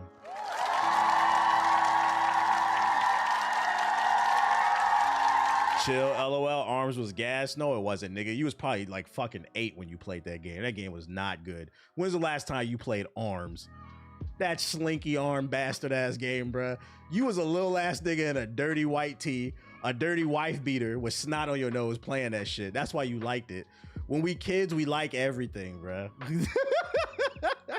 There's a reason why they don't make any more of them bitches. Don't nobody want to play that shit, bruh. Game was, man, that shit was super, man. Like ARMS is arguably, let me see, like ARMS, Nintendo.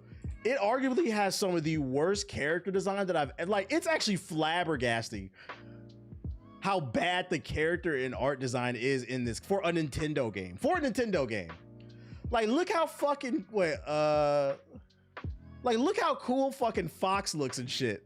And then look at this goofy ass shit, bro. I don't want to play this, man. I don't want to play this, bro. Somebody was really in a boardroom and said, let's make a boxing game with slinky arms. Why? Fucking why? I don't get it. We need a beautiful Joe. Well, that's you gotta call Capcom for that, bro. You gotta call Capcom for that. Should I have fun with ARMS? Cause y'all was little niggas when y'all played that shit, bro. You had the little chug jug juice, the little barrel joint, your little popsicle, your lollipop, your dingy wife beater. You not trying to slink it up on the battlefield? Nah, I'm good off that, man. I'm good off that. Star Wars Zero Company brings Fire Emblem style consequences to its battles. Star Wars franchise hasn't been afraid to pull the, who cares? Speaking of PC gamer, narrative lead Aaron Contreras, who was the lead writer for Star Wars Jedi games at Respawn, revealed that permadeath has been added deep into the development of the game. The gameplay system that developer Bit Reactor came up with won't see a character removed from the board if their health drops to 0. Instead, these defeats will count as battlefield injuries, and after they accumulate 3 of them, they'll be out of the game. The game's protagonist, Hawks, is the only character to who permadeath doesn't apply due to his central role in the character. That's cool. I don't mind that. Star Fox Assault was slept on. I like Star Fox Assault, but I get why people didn't like it because it didn't have enough. I think if Star Fox Assault was like 60% air combat and 40 on foot, I think people would have a more favorable opinion of that. But the problem with Assault was it was like 75% on foot and like 25% in the air. And what sucked about Star Fox Assault is that 25% that you spent in the air was fucking gas, bruh. So it was like every time you did a fire-ass flight mission, within 5 minutes, you drop back down to the earth with the ground. Be like, bro, what the fuck? I'm trying to get back in the ship, bruh. A good Star Fox game needs gas, flight missions. I enjoyed the tank missions. I enjoyed the underwater missions. It needs fire vehicle combat, and it needs fire level design. Some of my favorite things about why I loved about Star Fox 64, it was also the planets. Like, y'all remember the fire planet? And the shit would like swoosh up in the air and like the snakes and shit like that. The boss designs were fire. So just good vehicle combat, good level design, and then just give us funny quips. That's all we're asking for, man. I don't need no extra shit. Just give me some good one-liners, man. Fox, if I take this guy out, I get to fuck your bitch. That would be dope as fuck. Yeah, I just need some bars, man. That's all we need. Keep it simple, dog. That's what we loved about this shit. What else do I say? It was a challenge that we embraced midway through production, Contreras said, but about 13 months ago, I lost an argument about permadeath, and it was good that I did. It was the right decision for the game. Star Wars is about loss. I mean, 4 years old watching Obi-Wan Kenobi die, right? It's about loss. And then also as a developer wanting people to not save scum, but to push through the loss to what's on the other side of the experience. Is that a spoiler? The game starts off with like your main character watching Obi-Wan Kenobi die? What the fuck? They did make development of Zero Company more difficult, but the producer said that the development team rolled up its sleeves and got to work on adding this extra layer of risk to Zero. Star Fox 64 has some dope hidden routes. Yeah, oh yeah, that too, right? Level design and then dope hidden routes. Like, it only took like 30 minutes to beat Star Fox, but what made it great was the replayability. There were so many different ways to play the game, so you had to figure out the best routes to get to that level that you never got to see before. I don't think they can get away with making a 30-minute to 1 hour game again. They need to make it longer, but that shit would be lit. I need to see more gameplay of this game. I am interested in this shit, bro. Hit the like button, YouTube. Zero Company is one of the several Star Wars games in development currently, and later this year, fans can hop into the sci-fi chariot for some Outer Rim thrills in Star Wars Galactic Racer. Yeah. Well, if you're interested in this is the XCOM Star Wars game. There's permadeath in the game, but the character has to get injured 3 times before they die. I think that's a nice little middle ground. What else we got? Did we see this? No, we didn't see Exodus. We saw The Expanse, I think. Yeah, because that was in the Xbox one. All right, let's look at the other Mass Effect inspired game. Exodus. I gotta verify my age. Hold up, y'all. Let me switch my account to my main one. I am an adult. Boom, boom, boom, boom. Here we go. Gameplay breaching console.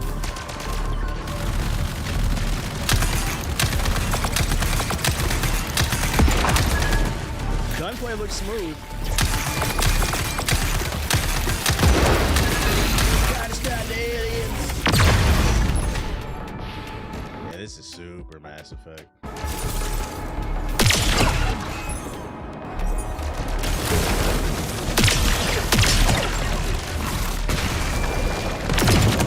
Okay, so we got some biotics.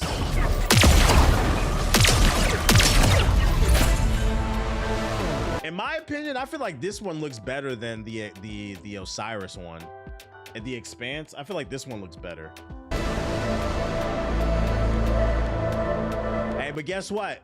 We gonna play them both. We gonna play them both. The year of the Mass Effect clone, and we'll judge which one's better. You said PC Gamer got a video on it. PC Gamer, what's that joint called? Star Wars. Damn, 13-minute preview. Oh shit, Zero Company. I want to change the way we tell stories in the genre, and I want to make choice even more meaningful. You should have better frame rates, which means better graphics, better stories, because we can take a moment, have an immersive moment. What's all these new buttons on YouTube? Stable volume? What is that? Voice boost? Ambient mode? Oh, that's not new. They got new shit. Shout out to YouTube Premium, man, dropping new features. Have you seen the Shadow Rush? It's literally Titanfall. Yeah, I seen that, but that shit, I gotta see more, man. Playback speed. That's not new. It's new on my browser, nigga. This one's actually doing it, and it looks really good, and it played really good. Star Wars Zero Company has been shrouded in mystery since its reveal last year, but the simple sell of Star Wars XCOM is tough to beat, especially since Studio Bit Reactor boasts a ton of X4Axis XCOM devs led by the series' former art director. Yeah, Greg with Ferk. this game coming out, between Exodus, The Expanse, Star Wars Company, Zero Company, and then Sorrow. Like this is 2026, 2027. We in the era of space came in games with high again, expectations, baby. and they were easily cleared. This is going to be a great game, not just for tactics fans, but anyone who digs Star Wars or cinematic RPGs like Mass Effect. In addition to 4.5 hours of hands-on time with the game, I interviewed many of the devs behind it and dug into what you can expect from Zero Company when it releases later this year. Unfortunately, I wasn't allowed to capture footage of my play session, but EA has provided screenshots and artwork to help illustrate the game's current state. We're not talking nothing about no goddamn stuff. Zero Company is a Clone Wars story. You'll play through a deep single-player campaign that pitches your squad against separatist droids. Oh, let's go! We're muddying up the fucking prequel timeline. Woo!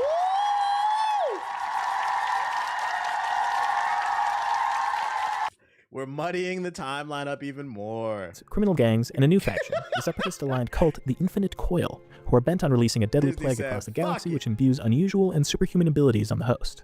Star Wars and the Clone Wars era were presented with a very specific, Republic-centered perspective. But we know, as the audience, that the Republic becomes an empire eventually, and that maybe the perspective we're getting during the Clone Wars is sort of biased from a certain point of view.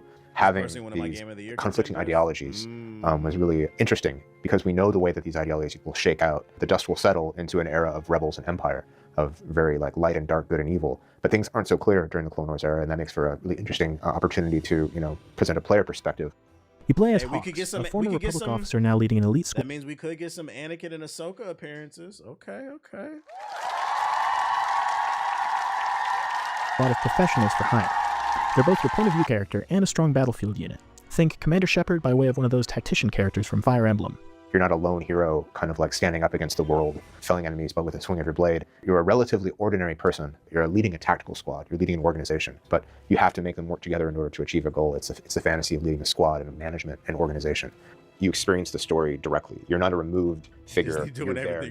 I felt when I came on board the project that was intrinsic to making this a satisfying Star Wars story. That's who we empathize with, the people who kind of like get dirty and are boots on the ground. Yeah, the game is modeled after Fire Emblem and like XCOM. I think the thing that surprised me the most was like how RPG it is. A story-driven strategy Talking game. to people, you're making choices. It feels like you're Commander Shepard on the Normandy in between missions. We have these authored heroes who are Jedi Padawans or Mandalorian gunslingers or an Umbaran sniper, a clone soldier. These really iconic archetypes from the Clone Wars era. And so what is really fun about this game is having different perspectives, having the Republic perspective from Bennett, having the Separatist perspective from Runa, having someone like Nish who's from the underworld who's just here to make a quick credit, Having them be introduced into the story of Zero Company and recruited into the squad one by one provides us a lot of momentum to kind of like carry you through the game. And there's, as they come into the squad, they bring their own personal conflicts and traumas with them. Even just like these snippets of these characters, like it was not hammy, superhero stuff. It was genuinely funny moments. The characters really... I'm genuinely curious, why is there... Because they specifically said a Jedi Padawan joins the team. And they're not evil because they had a green lightsaber. So I'm curious why they would be on this team, and then also what happens to them by the end of the game. Like, because once again, if this is canon, it's going to muddy the timeline.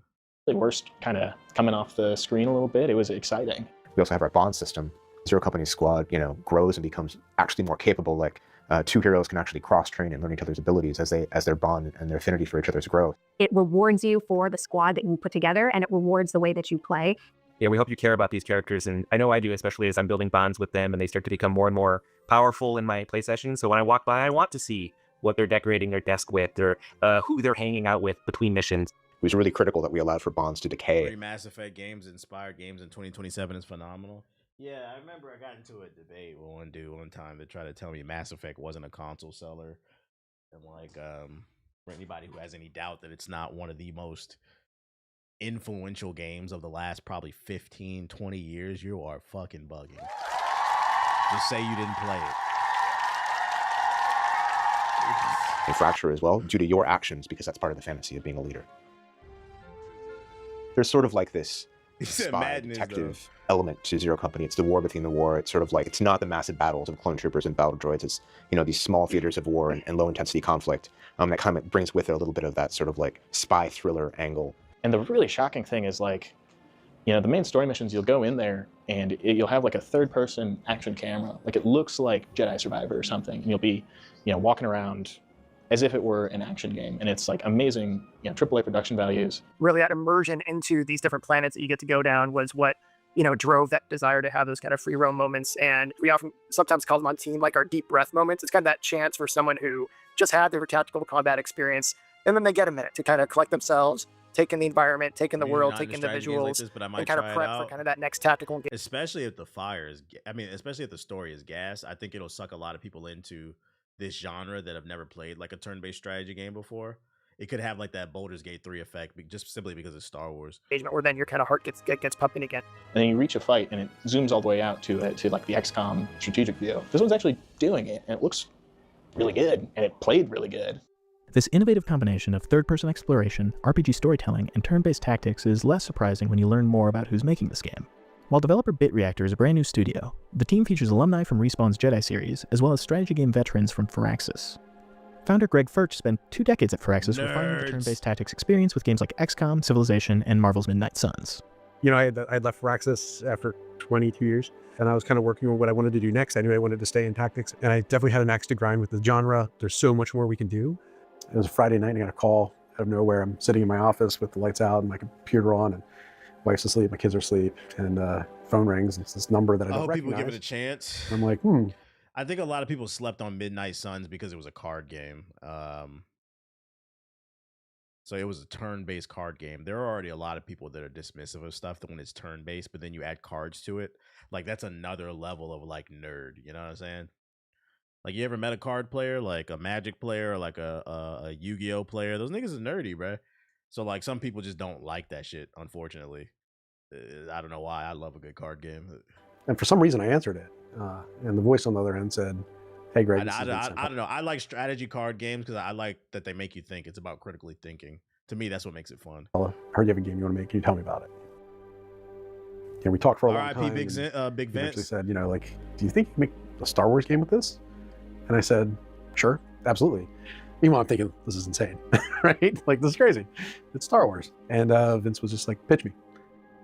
We worked with Respawn for a long time. We've worked with Electronic Arts for a long time, and we've been wanting to make a game in this genre. We know that the turn-based tactics genre just rewards meaningful choice. And when you take that genre and you add it to a brand like ours that thrives on meaningful choice, you know, we knew that that would be something that would make fans happy. And that's where Greg starts talking about, I want to change the way we tell stories in the genre, and I want to make choice even more meaningful, and we want to present things in a more cinematic fashion. It's so easy for genre fans to kind of wear it as a badge of like, oh, the art doesn't matter, the graphics don't matter, the story doesn't matter, it's all about the gameplay. It is. The gameplay is what it is about. But depth doesn't cost you elegance. You can absolutely have all those other things. It's Especially because it's a $70 AAA game. That's right. I need them to hit on all cylinders, nigga. All cylinders. Single player game. That's why I will never understand the Crimson Desert Defense Force. But yeah, we'll get the last laugh when award season comes around and y'all niggas don't win nothing. There's not latency issues. You should have better frame rates, which means better graphics than other games. You should have better stories, because we can take the camera and tell you a story. We take a moment, have an immersive moment without it really changing your flow, because it's expected. Genre fans got conditioned to believe that they shouldn't. We got bad alien bitches. But we're here bro. to tell you have both. When he was building the studio, it was really important to him that he had experienced devs making turn-based strategy games, and then another percentage that were experienced devs that have not made strategy games, that come from other genres. You know, here we are, we're a brand new studio. We have a strong pedigree in a space, and there's almost 20 of us that have worked together before, so we're not really a garage shop.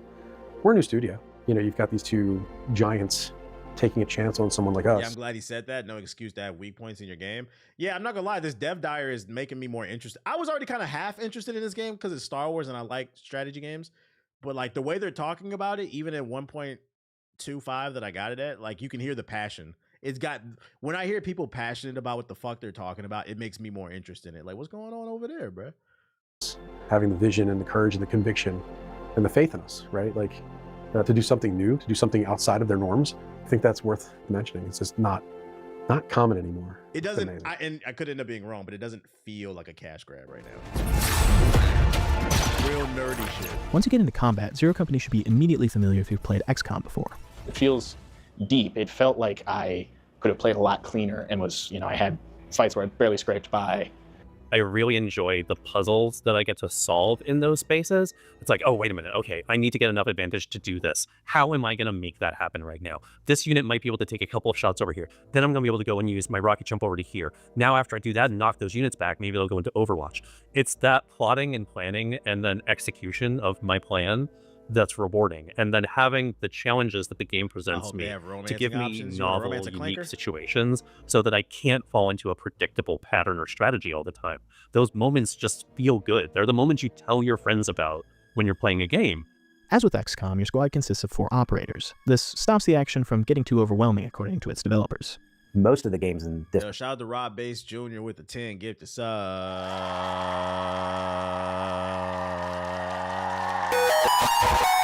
Particular genotype of tactics games have landed in the 4 to 6 units range. If you start to go below 4 units, you walk this razor's edge where losing a unit becomes potentially catastrophic. Similarly, if you go much above 6 units, the camera needs to pull out higher. You need to see more of the battle space. There need to be more enemy units on the field for you to deal with. And that often results in simplifying the action space of each individual unit so that the player can parse everything that they're dealing with. So for this particular type of tactics game where you move your whole team at one time and then you rotate to the enemy team and they take their whole turn at one time, 4 to 6 tends to be a pretty playable place for that game to be. It all feels super tense in a very similar way to XCOM. Even with RPG elements, there's never that sense of snowballing and invincibility you get with an overpowered To be fair, it's got guns in it. It's just you gotta be strategic with your guns, though. build and like Baldur's Gate 3.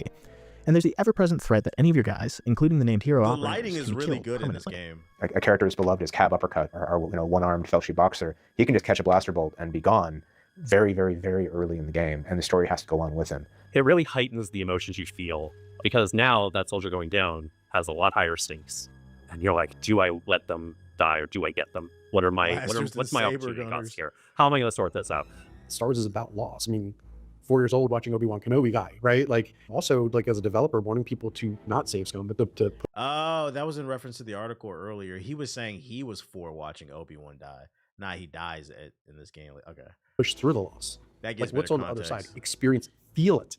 When you save someone, it's like hiding your feelings. Like, I'm just not going to let it die. It's part of what the genre can do so well because it's about a group of characters. Yeah, you playing tonight? I can lose one, the Spire. and it's not game over. If you want a Star Wars story-driven experience with a cast of really like well-realized, authored characters that we poured a lot of love into, it's there for you. But if you want to roll with your own team, you can absolutely do that as well. And we spared no expense to try and make that, just a satisfying experience for the player. This degree of customization and squad makeup allows for some unusual builds. The astromech droids in the game are support units with extra utility slots for grenades and the like, and designer James Brawley is very passionate about squads consisting solely of R2's D2.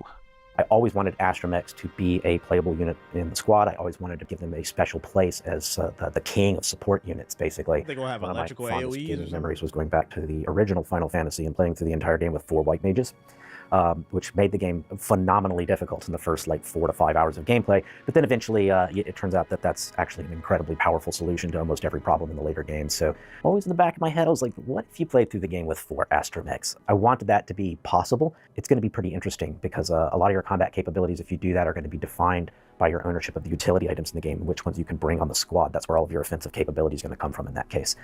Zero Company is a great tactics game, and if you've been craving something to hit that XCOM 2 sweet spot, your wait will soon be over. But what really surprised me was BitReactor's emphasis on storytelling and presentation, all without sacrificing any of that tactical depth. I think that combination is going to really push this game over the top and make it one to watch later this year. For all things Star Wars Zero Company, head over to PCGamer.com, and for more previews of the latest upcoming games, subscribe to PC Gamer So this here. is coming out this year? I'm told Scott put something for you to click on to subscribe, and I said here. Please email him with any complaints if this is not the case. Yeah, it says coming soon. Need that. Yeah, we on this. We definitely on this. What is this thumbnail? What the fuck? What is this fucking thumbnail for this video suggest? That's crazy, man. But gaming is dead. Gaming is dead, dude. Gaming is fucking dead. Other news, more space shit. Sorrowos, somebody was asking about me earlier. Sorrowos has been made easier than yo, them troll channels are fucking funny, bro. Yo, them niggas are dedicated to hating motherfuckers, bro. Sorrowos has been made easier than Returnal due to player feedback, though creative director claims it's still a very challenging game. Speaking of IGN's, the creative director, Gregory Luton, said, I think the lesson we learned from Returnal was that people really loved what we created and we're going on the right track, but I think the feedback we did get is that more players wanted to love Returnal. They wanted to get further. So for us, it was about providing that ability. So it means we don't dilute the challenge. There's still a very challenging game there, but there's also the ability to kind of modify the challenge. In Returnal's original release, you had to sit down and beat a run in a single sitting, as leaving the game paused during a run wasn't possible. This was patched in the game's 2.0 update, which was wonderful news for those who couldn't sit aside the time to finish a run all at once. This feature will be included in Sorrowos from day one. Sorrowos will also have a selection of options that players can interact with to ease their way through the game. These include permanent upgrades and second chance revival mechanics and Carcosan modifiers, which change up how the game is played during runs. According to IGN, each run of Sorrowos is meant to last around 30 minutes, a substantial decrease from Returnal's typical run duration. An associate design director told IGN, it's a challenging experience, but every time someone dies, we want them to bring something out of it, right? Even if it's not the resources they were using to level up. Maybe it's a lesson from that run, and if it's a short run, I think it's smarter to get more and more lessons at a frequent cadence, right? So I think the 30-minute sessions lengths that we have are kind of the sweet spot for this kind of experience. How long did the sessions last in Returnal? Like an hour or something? Didn't have a memory leak issue? That's what turned me off from Returnal. I did like the gameplay, but I just couldn't sit there and try to beat it all at once. The fact that they're going with making it a little bit shorter does make me interested. Returnal's fun, but the runs were long as fuck. Yeah, that's why I dropped it. I was like, it was just too long. I was like, bro, you're asking me to survive way too long. But 30-minute runs, we might be able to do that. We might be able to do that. Good chance to innovate the game, and yeah, me having to beat it. Did you see the drama of people lying and saying Bungie was paying people in crypto to talk pot? Yeah, I saw it. It's right here. Probably what you was looking at.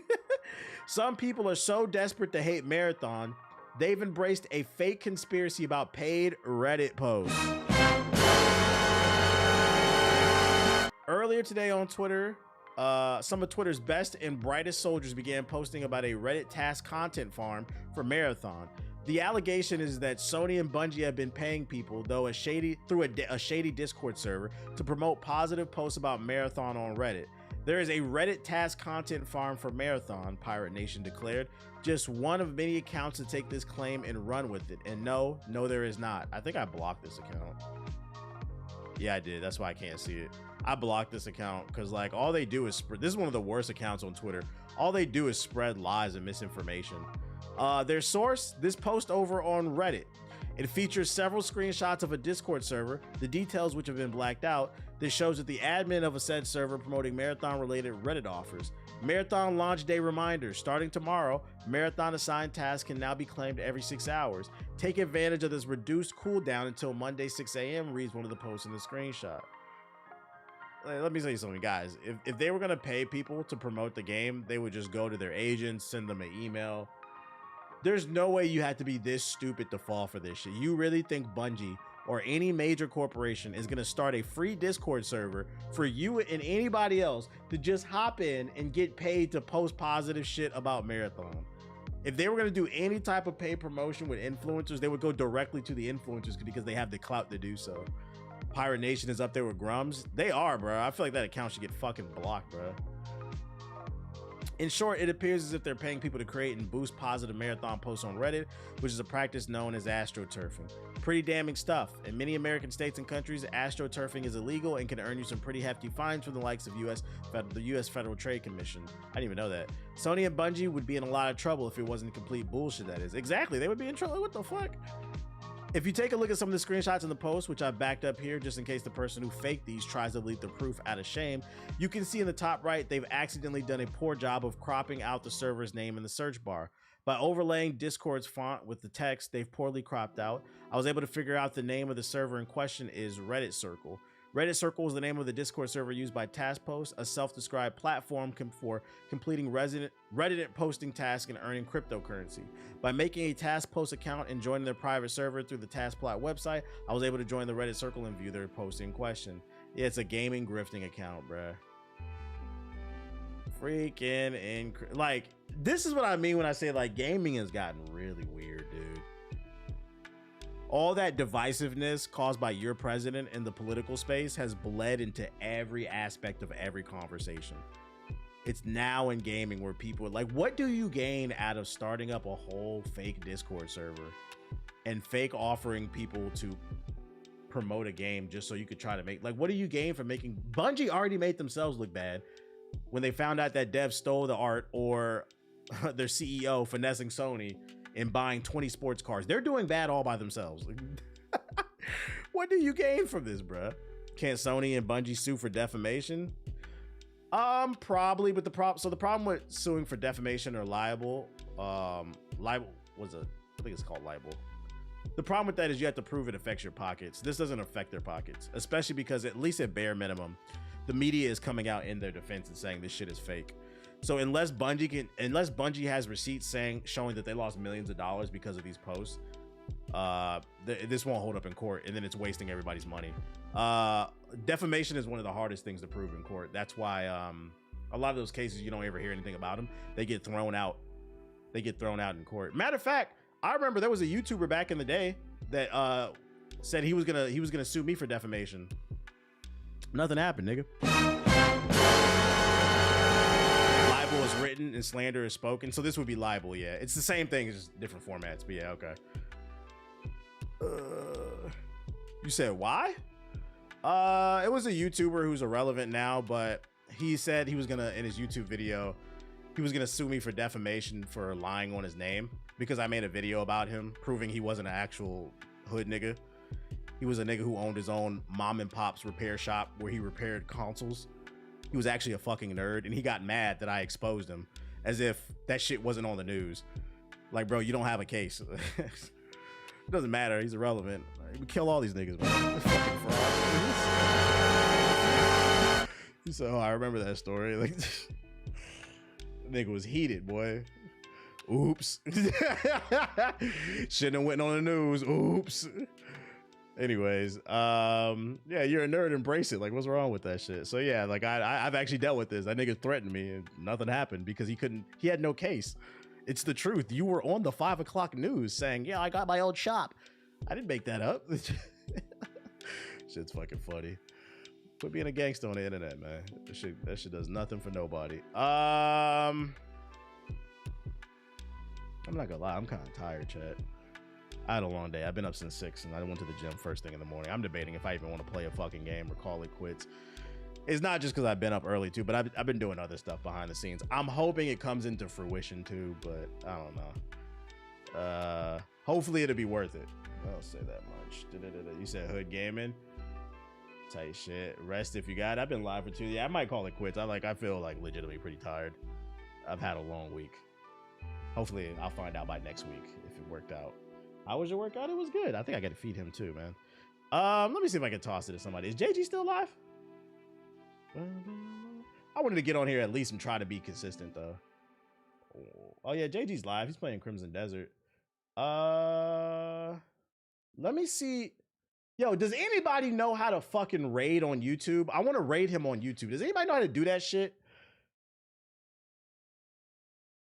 Let's see. UTX, JG, JG, the Don. Got 12 people in there. I would like to throw them these 700 people in there.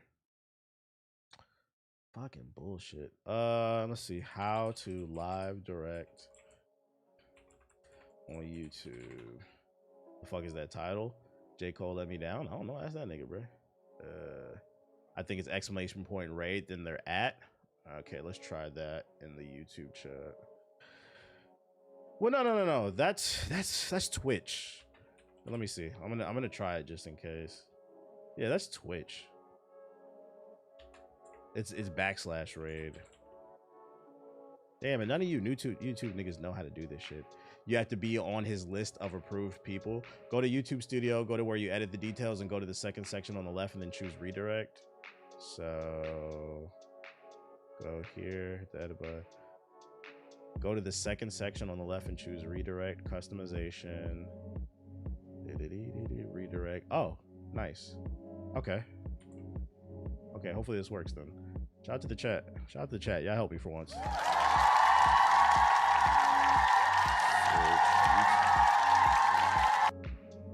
UTX JG Don. Can I do that? Redirects are privileges needed. Ask JG to add you to their live direct. Hey, hold up. I'm about to tell this nigga, yo, add me, bruh. I'm trying to fucking redirect. Okay, so now I know how to do it though. Let me tell him to add me real quick. Let's go to his chat. So I could toss the YouTube over there. Camp. Add me to your YouTube redirect in the settings. Trying to raid you. He was, what I was saying, interrupt his stream right now.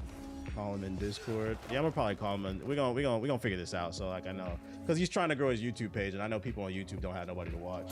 He said, add me to your YouTube redirect in the setting. All right, hold on. Can I pause this in mid game? All right. Hold on, y'all. What was it?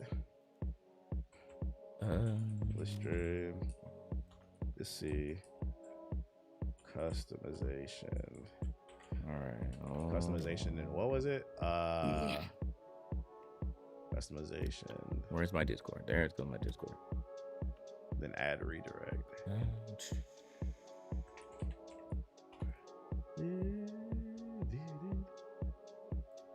I'm gonna go on Wakanda. Let's see. All right, yep. I know how to do this shit now. You gotta do this. Yeah. I know how to do this shit. So you gotta go to your YouTube. Can you see my stream if you pull it up? Let me pull it up. I didn't know you were streaming. Let's find you, sir. All right, there we go. So when you go to edit your title, you go to edit customization, and then at the bottom it says redirect. Do you see that? Edit customization redirect. Hold on. Let me make this stream settings. All right. Edit customization redirect add. Because I need privileges from you. And then click on you. Correct. Save. Did JG try Slay the Spire? Nah, he's uncultured. He playing Crimson Desert.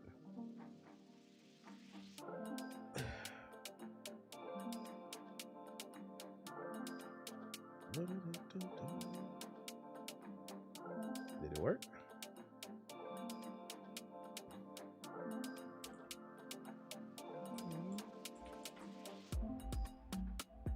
Oh no, do I need to search my video or search yours? Redirect privileges needed. Asked to add you to his live redirect listing in the community settings. Community settings, okay. Where are my community settings? It's in the community settings in his YouTube studio. This is mad difficult. YouTube studio. Okay, let me go to my YouTube studio. All right, I'm in studio already. Let's see, customization. No, community. What the fuck is this? I know I did it one time. Is it under settings? Community moderation? No. Channel. YouTube! We gotta work on this. I know I have it on. You have it off, that means.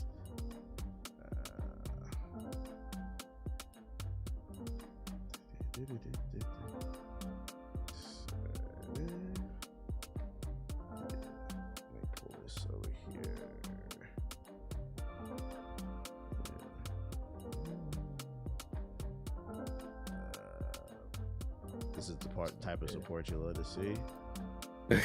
Man, figure it out. I did it already. I know mine is open to you. You had to open yours to everybody else though. This is a struggle and a half. Let me see. You only got to do it once. So that's the thing. Is it under community? Oh, I found it. So in the studio, go to community moderation. I think I need to. How did I get all the way out so that I can get to? Just open another tab. It's not gonna shut your stream down, bro. Just open another tab and go to studio. It's just being annoying. I'm like, all right, YouTube Studio. All right, where am I going? Community moderation. Oh my God! Close. Moderation. IT guy, by the way, chat. IT guy. I know you're not talking. IT with the boomers, man. So community moderation, know user management. I don't freaking see that, bro. Not in my community tab. It's just showing all my freaking comments. Pull your stream up so I can see it on your stream. Okay, I found it. It was under my settings. It's not under the community for me. Community moderation, comments, user management. And then scroll down, live direct. All channels can redirect to my content. Yeah, just turn that on. It's on now. Bet. All right. Now I should be able to, if I go back to my shit, which should see edit. Personalization. When we search UTX JG. Yep. Wait, what the fuck? There we go. Boom. Save. Okay. When I end my stream, because there's 700 people in there, it should go straight to you. All right, chat. I appreciate everybody who's updating all that bullshit. I'll holla at y'all. I'm gonna raid you on the down. All right, y'all. Hey, everybody have a nice weekend. I'll see y'all next week. Hopefully this shit works on YouTube. If not, we'll figure it out. But yeah, everybody have a nice week, and hopefully it works for y'all on YouTube. Y'all got somebody new. YouTube has raids. Yeah, but it's ass. We figured it out though. Bye. Please